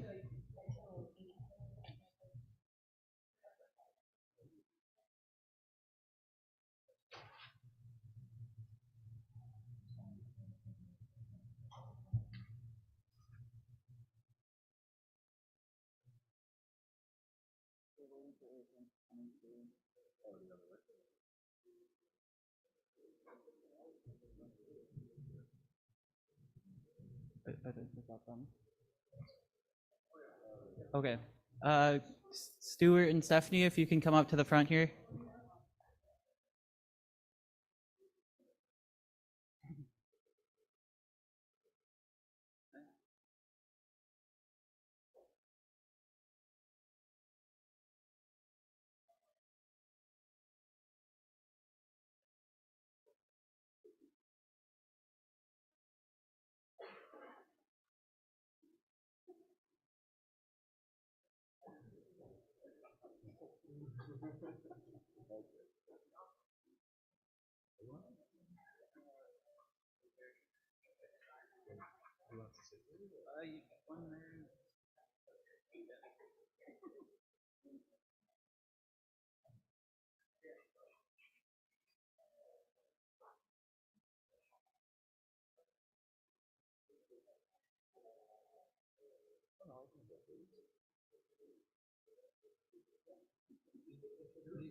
Oh, sorry.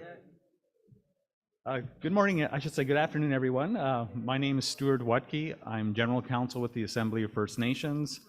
I'm joined here with my colleague Stephanie Wellman, who is the Director of Social Development at the Assembly of First Nations. It's a pleasure to welcome us to be here today. Today we're going to be talking about where we are in the negotiations for the Child Welfare First Nation Child and Family Services program and Jordan's principle and developing the long-term reforms of those programs. So we do have a PowerPoint presentation for you. I wonder if that can be put up on the screen. You can go to the first slide. Oh, I should also mention that we do have a flight to catch later on, so we do have a drop dead time of 6 o'clock. But we'll try to get through this and answer any questions you have on the long-term reform. But just to give you some background, the Assembly of First Nations has been trying to reform the Child and Family Services program for a number of years. This dates back to 2000 when we've been working with Canada on a number of joint studies for child welfare reform. And that dates back to the National Policy Review and also the Wande series of reports. Based on the work that we did with the Government of Canada, no reforms took place in 2006, around 2006, 2004. The then National Chief, Phil Fontaine, requested that we file a legal proceeding with the Canadian Human Rights Tribunal on a long-term reform. So we filed our complaint in 2007, and due to a number of procedural tactics that the federal government used, we weren't able to actually have the hearings until 2014, roughly good 7 years later. In 2016, the Canadian Human Rights Tribunal agreed with us and the First Nation Child and Family Caring Society, who's a co-complainant in the legal action. They agreed that Canada was in fact discriminating against First Nations families and children. You can go to the next slide. So some of the key findings of the tribunal at that time in 2016 was that the Canada was discriminating against First Nation children and families. They were not providing adequate funding. As a matter of fact, they were only paying for the removals of First Nation children at that time. So children could not be provided with services unless they were apprehended. Many agencies were required to provide culturally relevant services.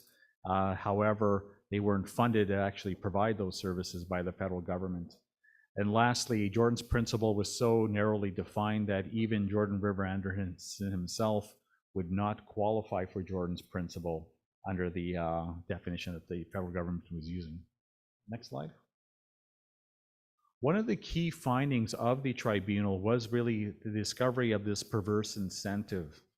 And the way the perverse incentive operated, it was sort of like Indian residential schools. An agency was only provided funding based on how many children were in care, so funding was tied to the children. So if you had a few children in the system, you had very little funding. In order to get more funding, you would have to apprehend more and more children. You could not provide services unless you apprehended children. And this created this horrible situation where agencies were relying on bringing in children so they can be adequately funded. The more money they got, the more services they could provide to First Nation families and communities. And this led to obviously the high rates of apprehensions that occurred in First Nation communities. Next slide. And obviously the tribunal looked at substantive equality. Not only did they say that if Canada was to actually fund First Nation agencies and provide the same services as the provinces, that wouldn't correct all the harmful policies that Canada has put in place over the last 100 years.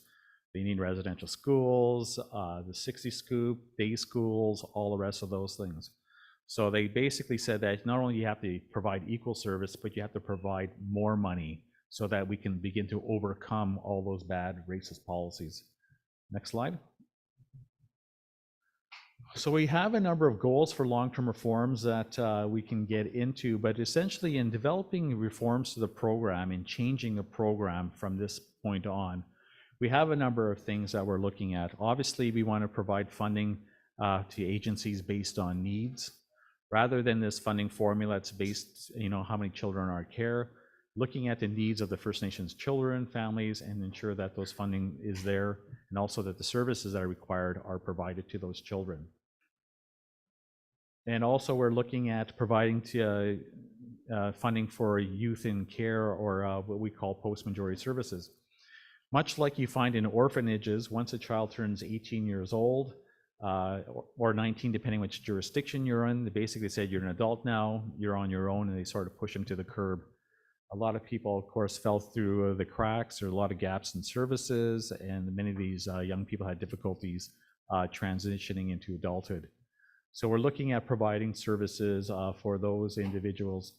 And also with respect to Jordan's principle, we're looking at changing the whole framework for Jordan's principle itself.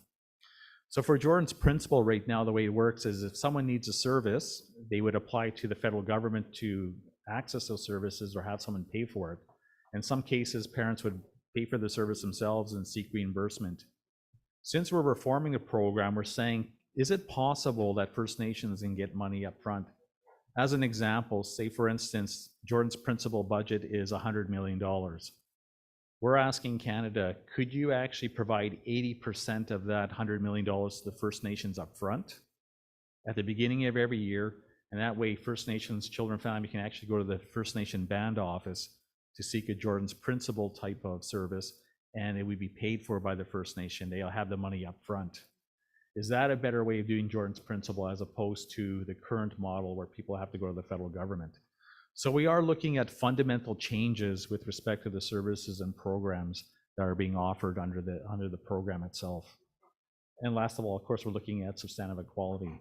Next slide. So at a glance, the reforms we're seeking, obviously we're looking at needs-based funding, bottom-up funding. This, of course, will be driven by First Nations themselves. So we recognize that First Nations should have greater control over the services that are being provided to their citizens.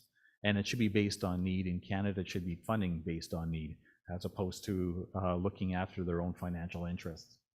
Obviously, we want to correct the underfunding that's occurred over the last 20, 30 years. And again, we're looking at, is there a better way of providing prevention services to First Nation families, and looking at the key drivers. Right now, based on the discussions we're having with Canada, the value of the financial commitments Canada is prepared to make over the next 5-6 years roughly is about $22.5 billion. Much of that is new money. So when we first started the complaint back in 2007, the budget, the total federal budget for child welfare was $500 million. Where we are today, based on all the court orders that we received from the tribunal, it's roughly about $1.5 billion. So it's gone up quite a bit. With the additional enhancements that we'll receive starting hopefully April 1st, it'll go up to about $2.5 billion per year. So it is a significant increase of funding, and that's just for child protection. Jordan's Principle is on top of all of this. Next slide. So from here, I'll turn it over to my colleague who will go over the finer points of the settlement agreement.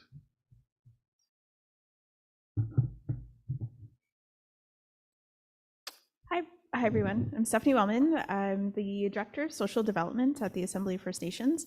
Thank you for having us this afternoon. So Stuart provided the legal background and context for the final settlement agreement. I'm going to provide you guys a high-level overview of the technical aspects of the final settlement agreement, but I'm going to give a high-level overview because I acknowledge, one, of course, there's the 1965 agreement, which makes the Ontario context very different, and also with Chiefs of Ontario being a party to the long-term reform, there's some Ontario-specific provisions in the final settlement agreement. So you guys are tweaking some of these components. So and you guys have Ruby here with you, and also I think Maggie is going to give you guys a presentation on this as well tomorrow. So I'll give you guys a high-level overview, and then Stuart's going to go back to some of the legal context. So what's up right now is pretty much a snapshot of what the long-term reform package looks like. And we had researchers spend a few years doing research for us to cost out what a properly funded child welfare program looks like federally. So these are all the components of what long-term reform looks like. And the slides that follow get into more detail. So to start, we have the baseline. So the baseline is the real and true cost of doing child and family services. So this is not what the government provides, this is what it costs to actually do the program. So so we had the Institute on Fiscal Studies and Democracy do costing, and they looked at what is the real and true cost to do child and family services. So that's our starting point for the reform of the program, is the true and real cost of doing child welfare. And then there's also built into that increasing every year for inflation and population growth. And then from the baseline, there's top-ups, there's additional enhancements. So the first one is prevention. So for prevention, that's for right now, what we've, with the research we've done with Institute on Fiscal Studies and Democracy, they looked at what it would cost to do prevention services, because right up until March 31st, it was prevention based on actuals. Now the IFSC came up with a formula for us. And so it's $2,500 per capita. So that's every First Nations man, woman, and child. Thank you. On reserve, $2,500 per capita for prevention services. So it's moving towards more stable and more stable funding, so you know what you're going to get, versus doing actuals, which is quite onerous. And then the other key thing to mention with prevention is how it's going to be allocated, which is a conversation for the regions to have. But there is openness for prevention funding, or really any of these components, to go either directly to First Nations or to their service providers. And for prevention, we feel that some prevention is best served by First Nations rather than their CFS agency, but we want to create that flexibility for First Nations to decide. So they could choose to take their prevention funding for themselves, and they administer some of the prevention services, or they might decide that all prevention funding should go to their agency. There's also a top up for poverty. So again, we had IFSD do research to look at the causes of the causes. So why are children and families coming into the child welfare system? And almost every time it's because of poverty related issues. So housing, potable water, food insecurity, not having basic needs. So there is a $24 million top up for poverty.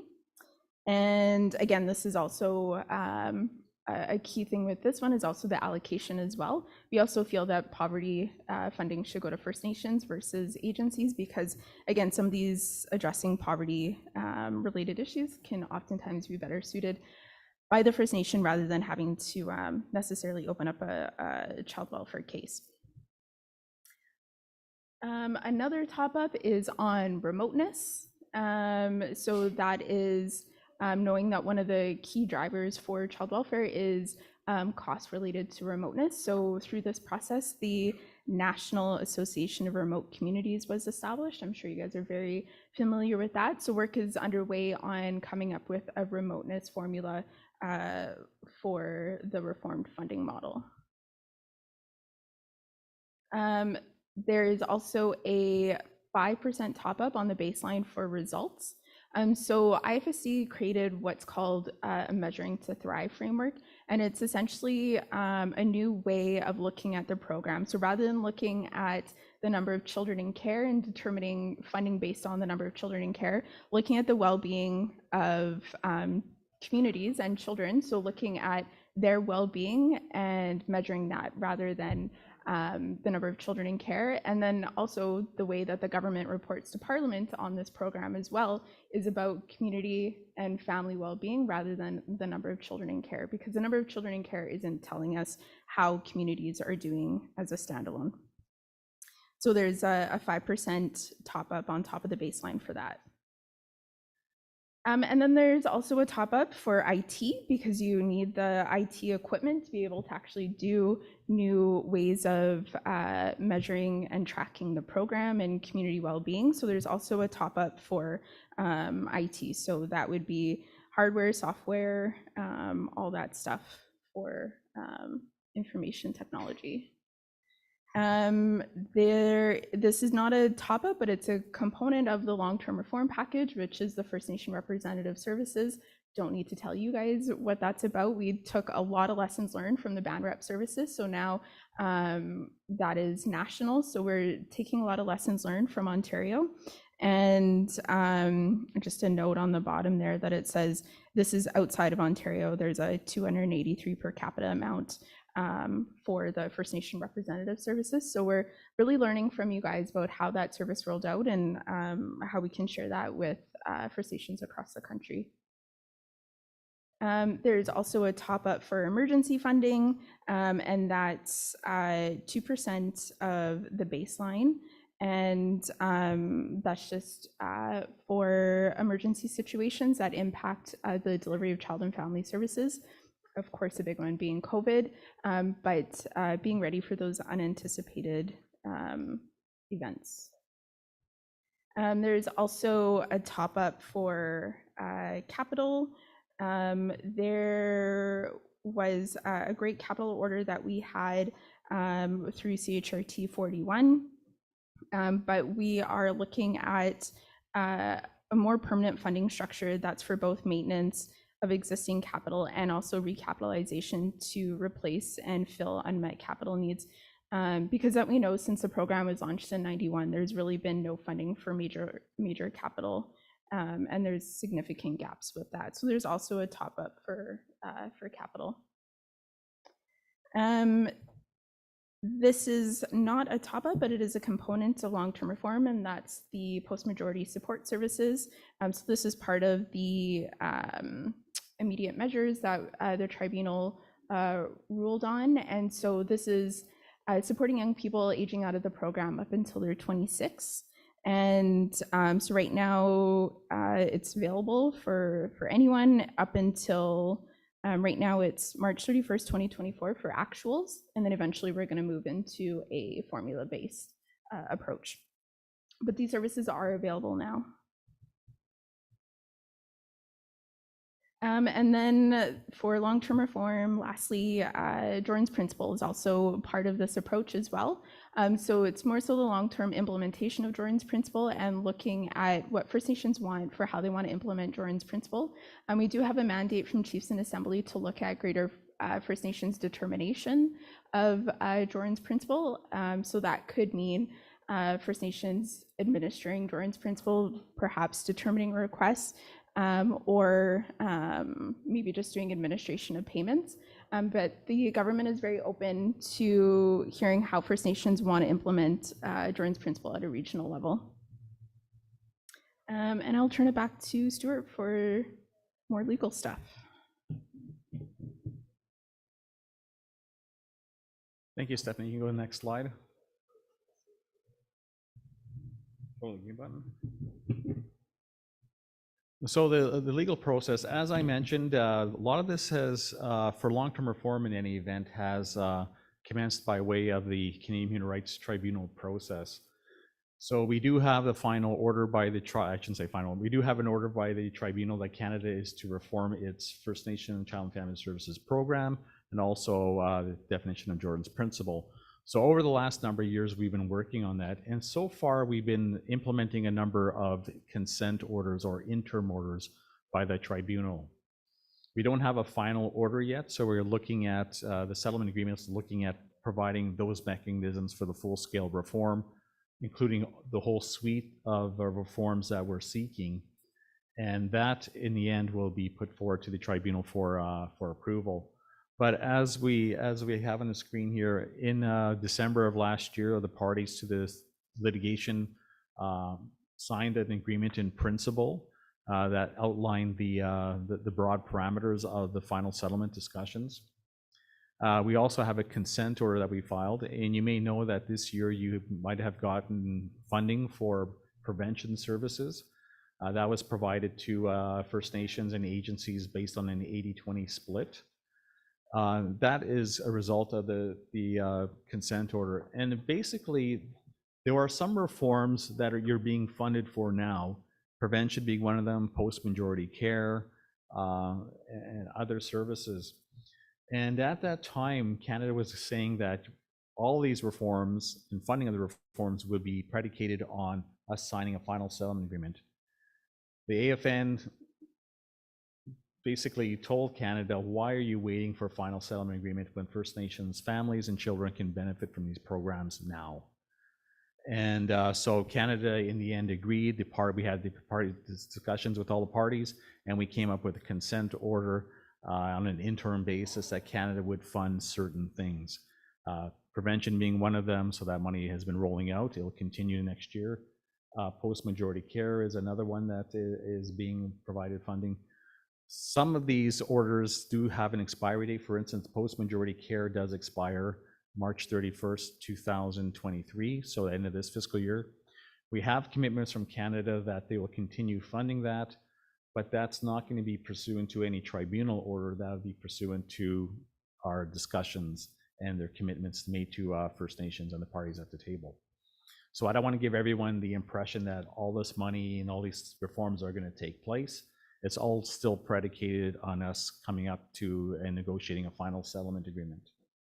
So that's where we are right now. We're negotiating a final settlement agreement, and once we have done that, we'll go to the tribunal to seek their endorsement of that.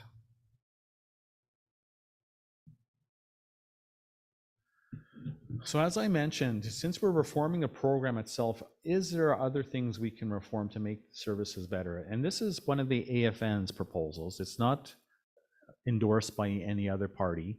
We're still in discussion. Other parties have their own ideas.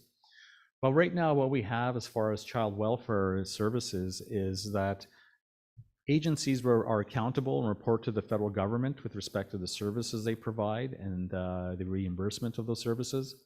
They're accountable to the provincial government based on the delegated authorities that they receive from provincial agencies.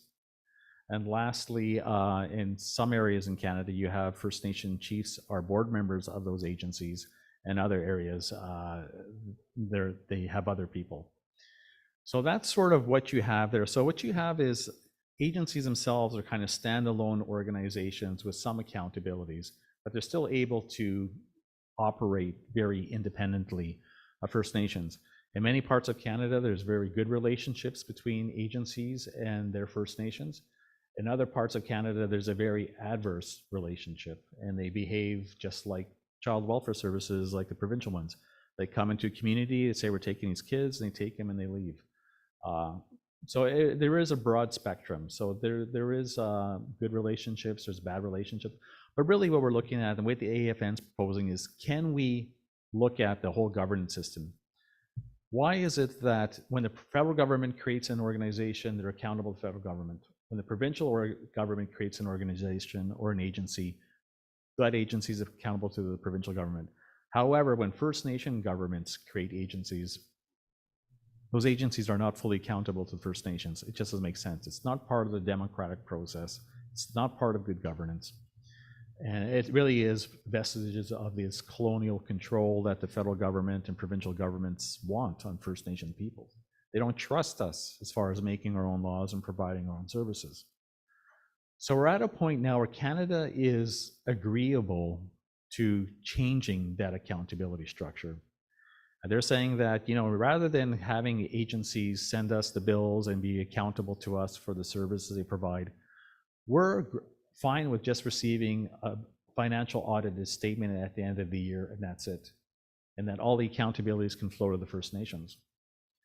So with that, AFN is proposing, and this is just one idea, we're not married to it, we want to hear views of the regions and First Nations, but would it make more sense for Canada to give all the money to the First Nations, and the First Nations then structure service agreements with child welfare agencies, which would cause those agencies to file community plans with the First Nation, service delivery plans, meeting the needs of the community, and basically saying these are the services we're going to provide the community. We recognize that, you know, you have children have mental health issues or substance abuse issues. We're going to target services for that. And that way they're being accountable and responsive to the agencies. And from there, of course, community would feed into that process as far as, you know, providing overall direction to the agencies themselves. Is that a better model than what we have now? And that's just an idea that we have. The AFN certainly thinks it is, where First Nations get to control what services are provided in their communities and how those services are provided, and ensuring that they reflect the interests of First Nation communities or their communities. Much better process than what we have now, where you have 3 sets of governments trying to dictate that. And as I mentioned, with respect to Jordan's principle, again, Canada is open to providing funding to First Nations at the beginning every year. And again, rather than having a siloed approach where you have agencies do one thing, you have the education authority doing one thing, you have the health authority doing one thing, and they're competing in some ways for jurisdiction over children, would it make more sense for all the money to go to the First Nations and then all the agencies develop a plan for that child to meet the specific needs of that child? So agencies, child and family service agencies, could have a role in providing some services. The education authority can provide some services to that child. There could be counseling through NADAP or addictions that may be made available. The health authority may have a role. So you can see it's a holistic approach to providing services to First Nations children that specifically target their needs and provide the services they need. It doesn't make sense that they're getting Jordan's principle in health, but they're failing in education. It's not helping the child grow. So under this process, can we develop a better process that speaks to the needs of the children and helps them reach their full potential by the time they turn 18? And this is a complete rethink of the way Jordan's principle is being provided in First Nation community and the way services are being provided. Again, AFN's not married to this proposal. It's one of our ideas, and we want to hear from the regions whether this makes sense or this is something that First Nations would like.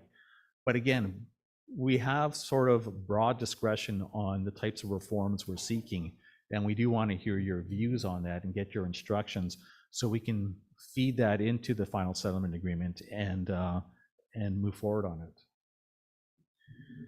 So where we are as far as in the discussion, so the Assembly First Nations has provided each region with funding to have regional engagement sessions, and those are ongoing at this point.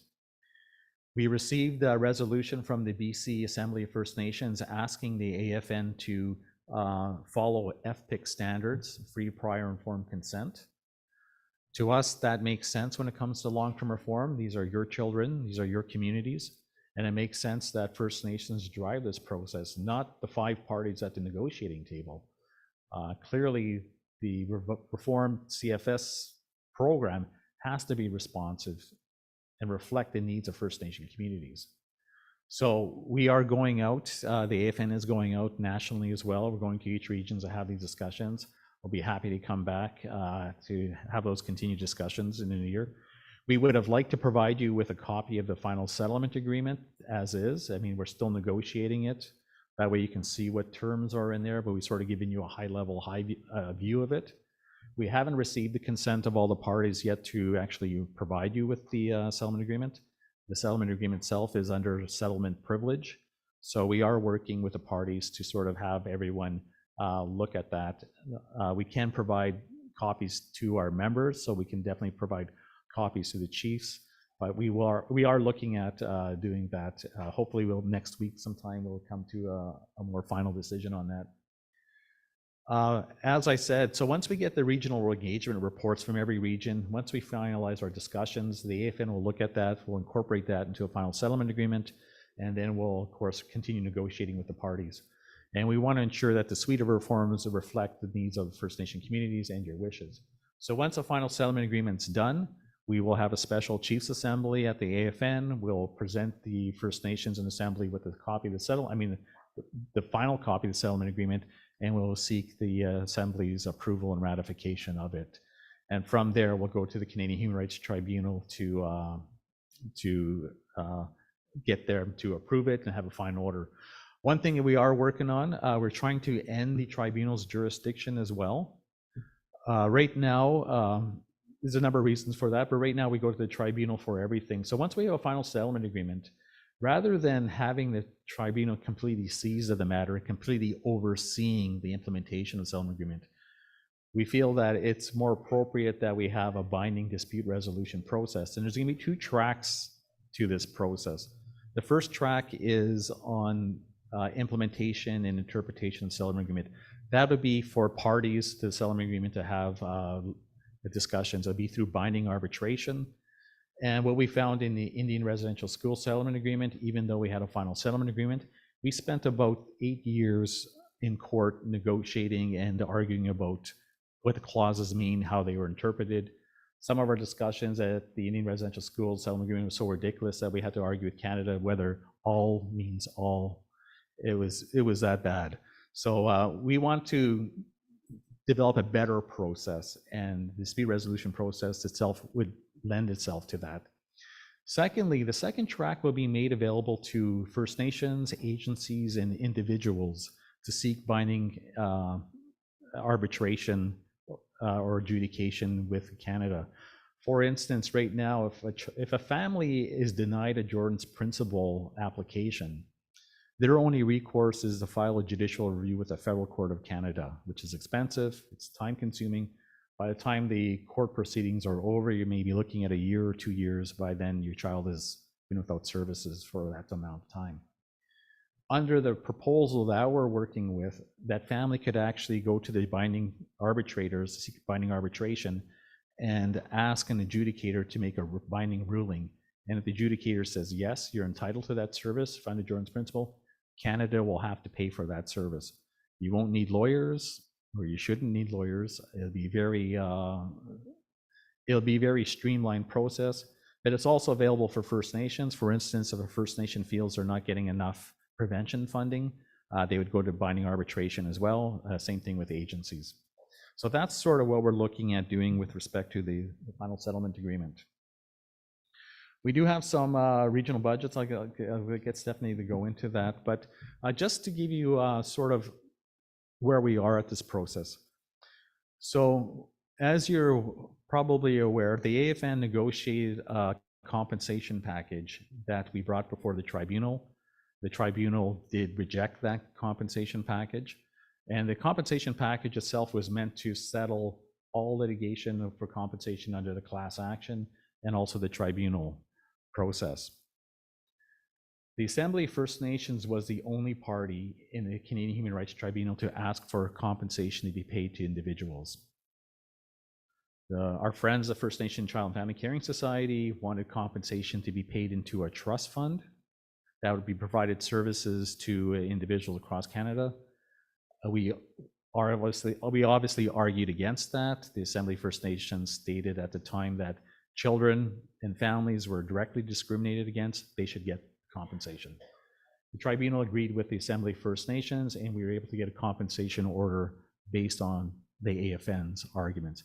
And we also asked for $40,000, the maximum amount under the tribunal proceedings.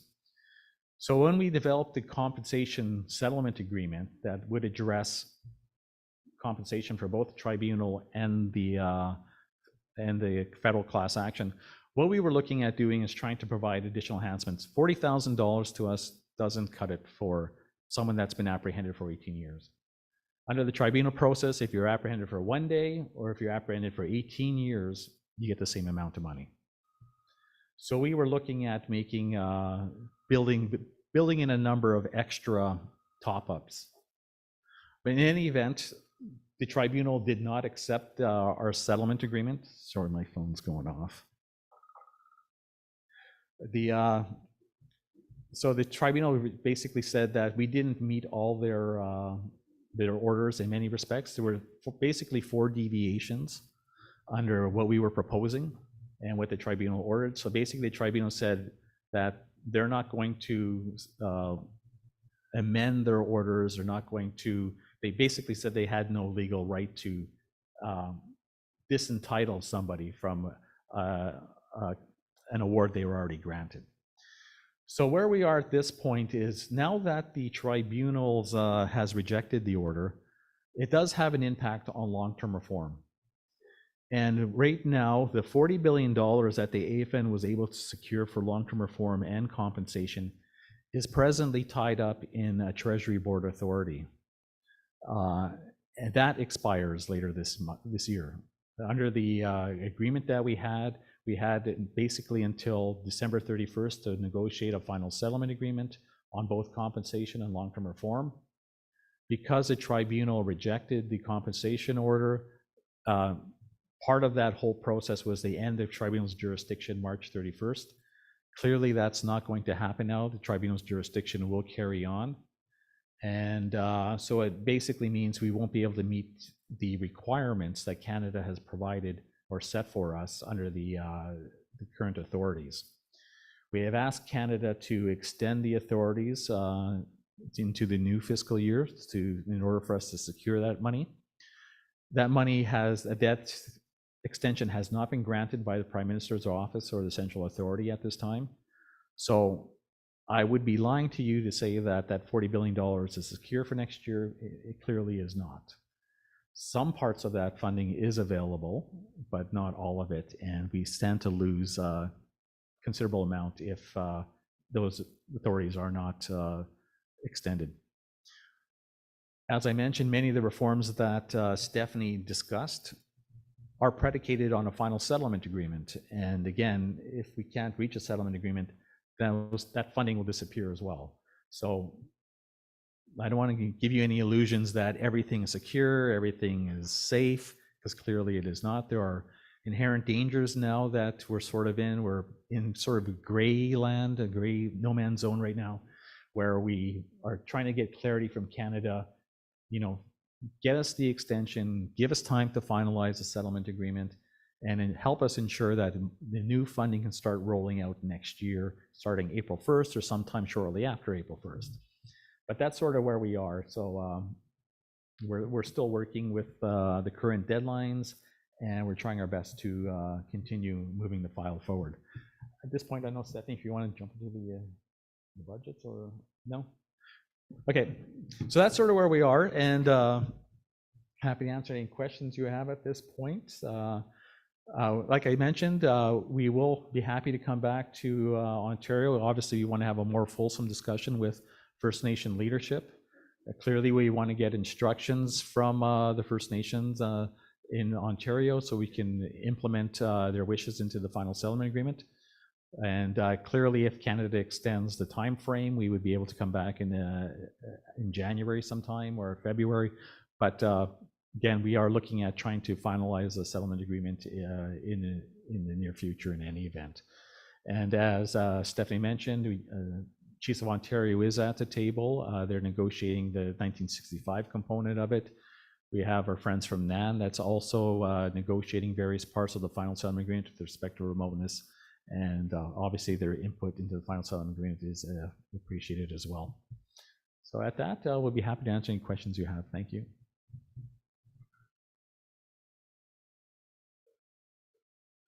Chief Miracle, mic 1. Oh, sorry. Before I get to you, Chief Miracle, I'm going to get to Rachel at mic 2, please. Miigwech, Rachel Mendoza, Wikwemkong, unceded territory. I've been fighting this system since my son was 18 months old. He's now 24. He was diagnosed with autism, and the only thing he's done wrong is live on reserve. And for the entirety of his life, the province refused to come on the reserve to help him with speech and language, to help him with occupational therapy, to help him with cognitive behavioral therapy in the school, and to provide any supports. My son now, 23 years later, and having heard this presentation, it's unfortunate that many of our children have been left behind. It's unfortunate that many will continue to be left behind while we wait for the government to see how important this issue is. I advocated both outside and inside my community, and it's important that the chiefs understand that this issue is not only a protection issue. I raised my son, and it was only through probably the strength of the Creator, along with my family supports, that my son wasn't in the protection system, because this is a challenge for parents. Parents need the support of their communities, and they need places to go for help. The current system of Jordan's Principle application model, either by individuals or by groups, does not work. Even if you do get funded, it takes too long to get the funding. When you do get the funding, you have service providers that parents have to seek out on their own, who may or may not accept direct billing, which causes parents to pay upfront, and they generally don't have that kind of money to do that. So children, regardless of a tribunal decision, are still going without. They're getting into issues where they could be at high risk for child protection, get into trouble with the law, get into drugs, or perhaps suicide. So these are the very real issues that our children face, both at home and in care. And it's really important that all of us in Assembly today, when you go home, you take a serious look at your IEPs in the school system, that you look at the parents who are asking for help, and tell the government that it requires more than a Jordan's Principle application to address this issue. We need direct funding for brick and mortar buildings and institutions for people, parents on reserve to go to. We only have a certain amount of speech pathologists. We only have a certain amount of cognitive behavioral therapists, and they're generally employed in the hospital system and in the provincial system. So there's a lot of work that needs to be done. Unfortunately, it needs to have been done 20, 30, 40 years ago. And until we get to a place where we can say we need a building to house the supports for the school, the cognitive behavioral therapists, the clinical supports to supervise those therapists and one-on-ones. Off reserve, they will continue to get the supports. They may be on a wait list, but they will get the supports. They have the funding structure, they have the structure of the hospitals, childcare resources that gets the funding envelope for autism, Children's Community Network that does the case management for parents and children. They have all the infrastructure support. We have nothing. And the government needs to be held to account in how many years they've allowed our children to live like this with a 1965 welfare agreement that says these are the provincially funded service agencies and they do not have to provide service on reserve. So in that 65 welfare agreement, that precluded my son from getting services only because he was on reserve. And it's a shame that our children have to live like this. Autism continues to grow. It used to be one child in hundreds. Now we're looking at one child in 60 being diagnosed with autism, just autism. Never mind oppositional defiance disorder, never mind ADD, ADHD. And we can't have a system that only looks at helping our children if they're in child welfare. That assumes that parents cannot look after their own children, and it goes against the traditional law of a child chooses their parent. The Creator allows each child to choose their parent. And yet we have a structure in place where we keep parents away from those children who chose them as spirits before they came to be born on this earth. This is a very urgent issue. I'm hoping that the chiefs can stand with one very loud voice to the government that this needs to be settled, and it needs to be settled now. Miigwech. Miigwech, Chief Manitowoc. I'll get Stuart to reply. No, I thank you for that, and I completely agree with you. Clearly, these reforms have taken too long. Canada has fought us tooth and nail, and it's only recently that they come around and are willing to negotiate. And too many of our children have suffered and been denied services during that time. And it's completely unfortunate. One thing I could say is that, you know, one of the reasons why we want to get out of the tribunal process is a tribunal is tied to a human rights standard, and they can only do so much based on human rights. So for instance, you know, providing equitable services, I mean, what does that really mean? It means you give the same services as a provincial child would get and a bit more. To us, that doesn't cut it. It's just like saying that, you know, human rights language, you're entitled to eat. So we'll give you, you know, a Spam sandwich you're eating. That doesn't cut it for us, and it shouldn't. We expect more for our children. And we're going to hold Canada to that account. They have to provide more for our children. And that's why we want to get out of the tribunal process, take it out of the human rights approach, where we can actually negotiate remedies that go way above and beyond what a tribunal could order. Because our children deserve much more. Mike 1, Chief Miracle. The lack of affordable housing. Currently, the FN and ISC did a joint study on needs, housing needs and there was a roll-up report that identified a $60 billion figure. Ontario's portion of that housing need was $4.4 billion. Canada allocated $3 billion in budget 2022. There's not enough need for affordable housing for these families that have children, and many of them will be taken into care if the First Nation cannot provide a roof, put a roof over these kids' heads. And so that has to be pressed with the government.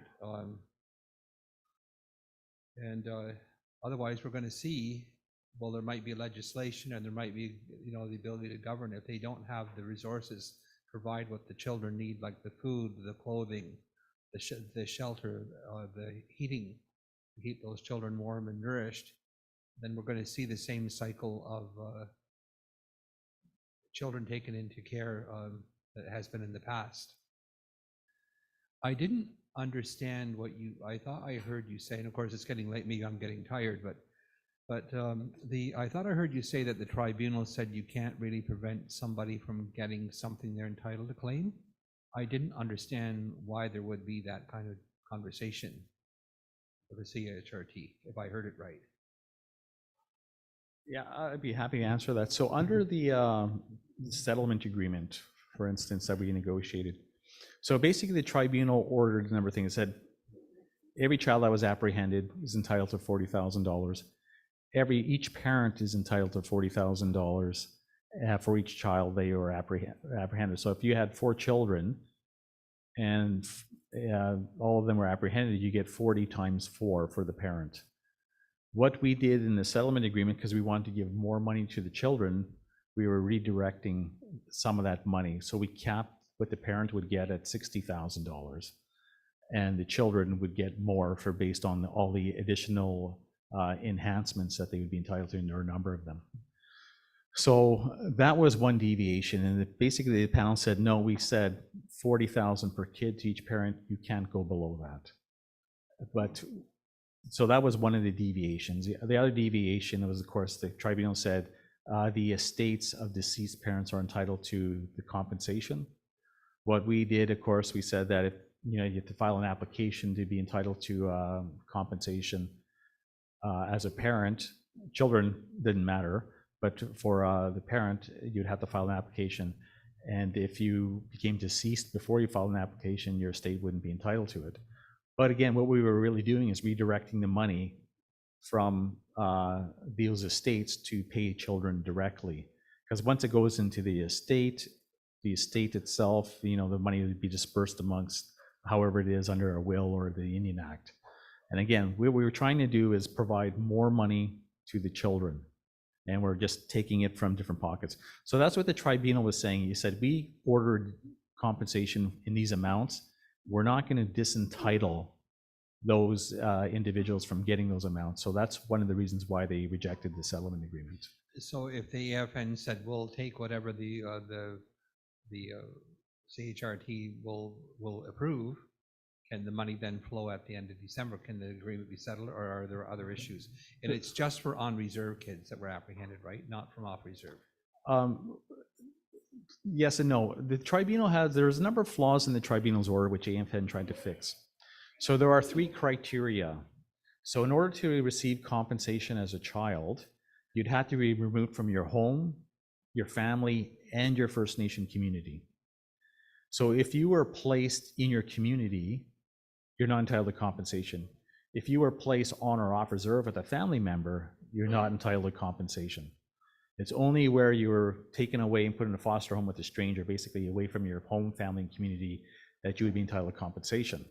So that was one of the things we fixed under the settlement agreement. We said, doesn't matter where you were placed or who you were placed with, if you were apprehended, you get compensation. So we tried fixing that. So we brought more people in the settlement agreement. The problem with the tribunal has done is they added a new category of individuals, these voluntary placements.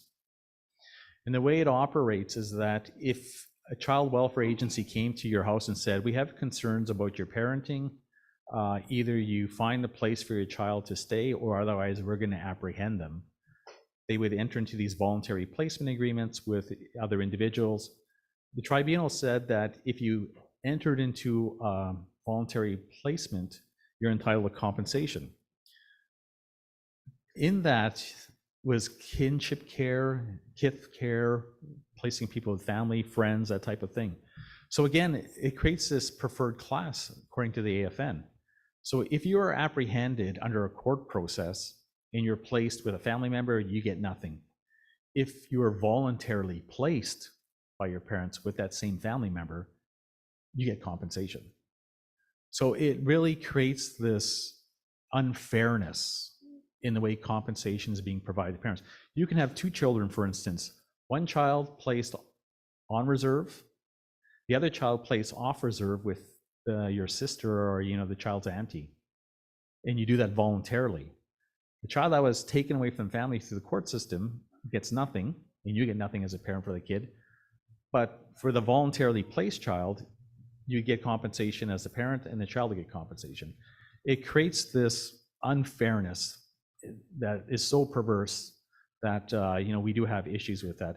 But the fact is, they added this new group on, which creates an unknown number of individuals into the compensation scheme, that we don't know if the $20 billion actually is sufficient to cover everybody.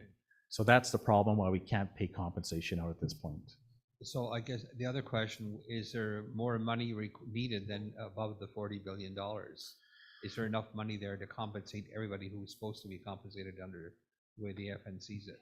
We are asking for Canada to, we're having these discussions with Canada. We're saying clearly, since the tribunal has added this new category, we're obviously going to require more money. Whether they give us more money than 20 billion is questionable. I mean, it is a lot of money. They always have the option of seeking a judicial review of the decision as well. So we could end up in another 2, 3 years, 4 years of litigation for compensation as well. So it's really unknown at this time. I really can't give a definitive answer.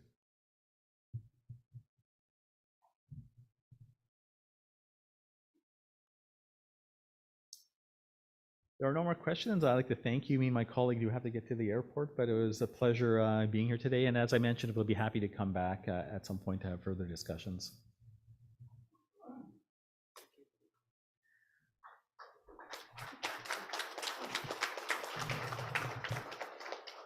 Thank you, Stuart and Stephanie, for coming and sharing your presentation with us. So at this time, we have a resolution on this matter. Resolution 2238S, subject long-term reform on the First Nation Child and Family Services Program and Jordan's Principle Final Settlement Agreement vote at the AFN Special Chiefs Assembly. I would like to ask if the mover, Grand Chief Abram Benedict, is in the room. So he's not in the room. Can I get a second mover? He's not in the room. I'll move the resolution on behalf of Chief Henry. Thanks, Chief Miracle. And our seconder, Chief Laurie Carr. Thank you. I won't go over the whereas. So therefore it be resolved, direct the Ontario Regional Chief and the Chiefs of Ontario office to convene a special Chiefs Assembly for December 5th in 2022 in Ottawa at the Assembly of First Nations Special Chiefs Assembly to either vote on the contents of the final settlement agreement in whole or in part, or to extend COO's mandate to continue negotiations beyond December 31st, 2022. Would the mover like to say anything on the matter? Mic 1, Chief Miracle. I think the request is just to have a special assembly on December the 5th, so we can continue the discussion. I guess if there's something to vote on, we can do it at that time. It's just more or less to get ready to see where things stand at that time. Because based on what I've heard today from Stuart, I'm not sure that there's going to be anything to vote on. But I was sort of brought into this late this afternoon, so I wasn't part of the discussion leading up to the resolution. So maybe Chief Carr can elaborate further. All right. Mic 4, Chief Carr.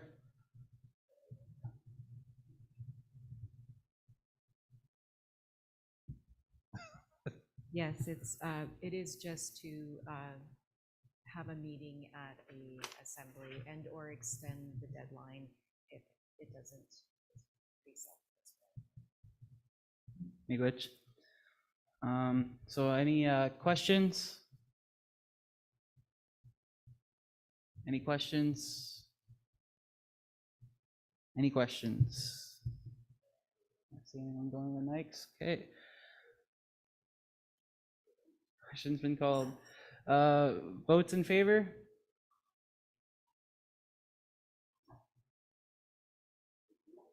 We have quorum.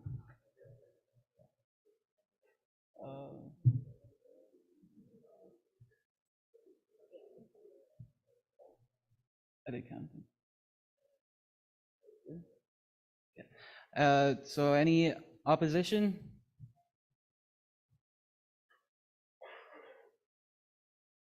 Any abstentions?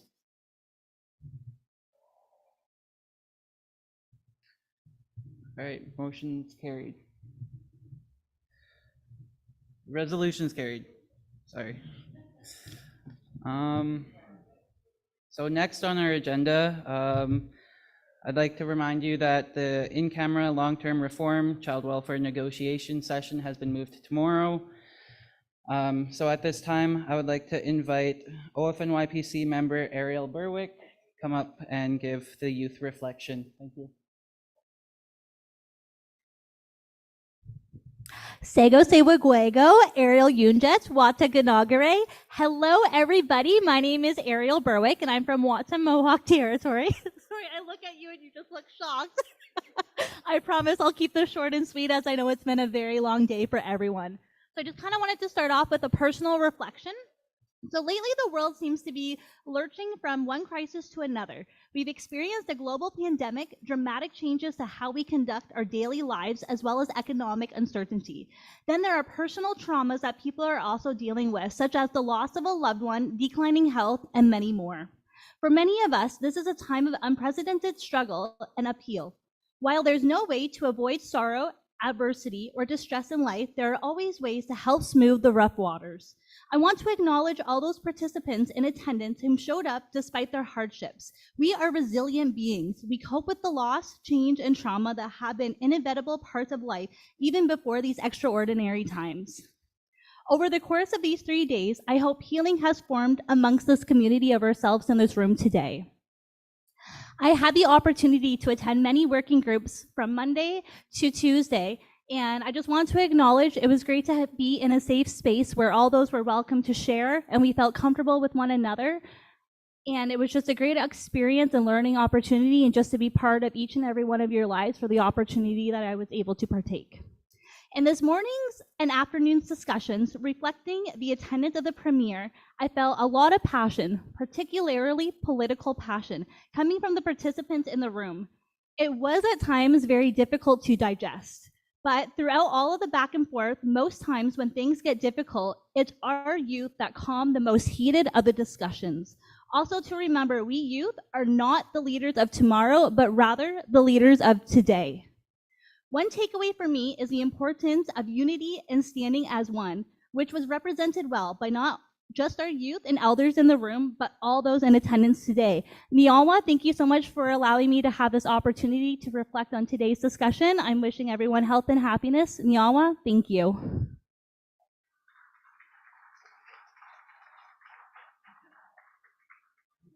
Miigwech, Ariel.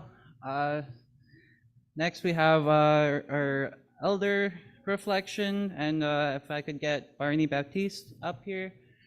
Megan just went to go look for him. Yeah. We're just gonna give him a moment to get in the room again. Okay. So just a reminder that the decision we made to stand with the Chiefs, Premier Doug Ford is in the main hall where we grabbed our food. So if you would like to avoid him, exit through that door.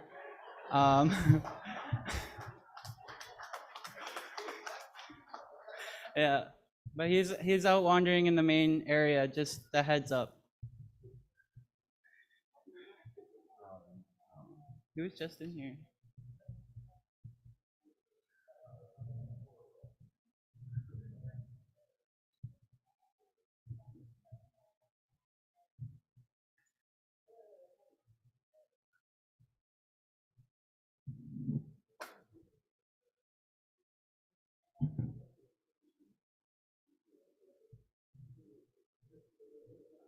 We're waiting for our elder.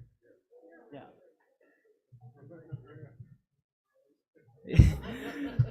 Wait, did you find him? Okay, so he's not coming? Vera, would you like to give your elder reflections?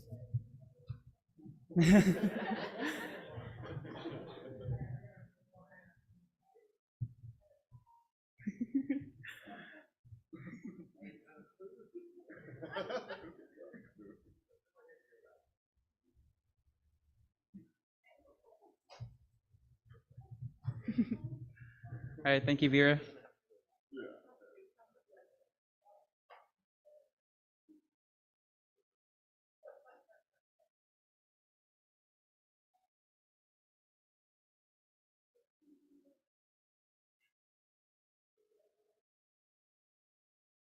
So I want to say, Winnebago, that most certainly has been a very exciting and passionate day. And so I was sitting there with the aunties and the grandmas, and she said, "I think I have to go now," she says. And so we have to remember that our elders and our spiritual people, they sit here at 6 o'clock, 7 o'clock in the morning, and they offer up those prayers, and they look after that medicines and try to create the environment so that all of us have that safe space that Ariel talked about. And so I believe that we have had that today, and I wish I had Barney's notes so I could give you a play-by-play, because for sure he is the most excellent elder that does that kind of reflection. But as one of the elders and being able to participate in Data Champions, but also to be able to be here at the right time today was absolutely incredible. And I want to say miigwech to all of those people that work in the background here and try to do things so that we can have information and things thrown up there on the screen, so that as much as we need to be able to have it in our minds and in our hearts to do the best thing. And that we're reminded by my friend there that speaks so eloquently today that I wish it was all about me. I wish it was all about the elders, and I wish it was all about you. But so often we're reminded, and we have to remind ourselves again, it's about the children. It's really about the children, and that to be able to have that attitude and that mindset, that if we can make decisions based on spirit and based on what we know in the best way we know today, so that in 7 generations that those people will have this safe space. They will have the smarts and the intelligence to be able to be appreciating of the decisions or the thoughts and the standing up that we do together today. Miigwech for listening.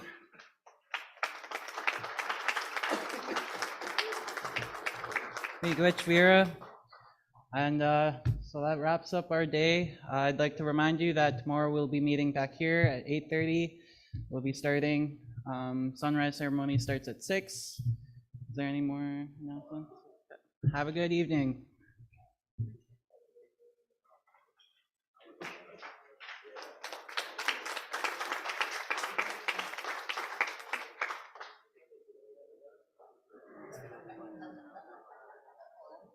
My mistake. We start at 8:55 tomorrow morning.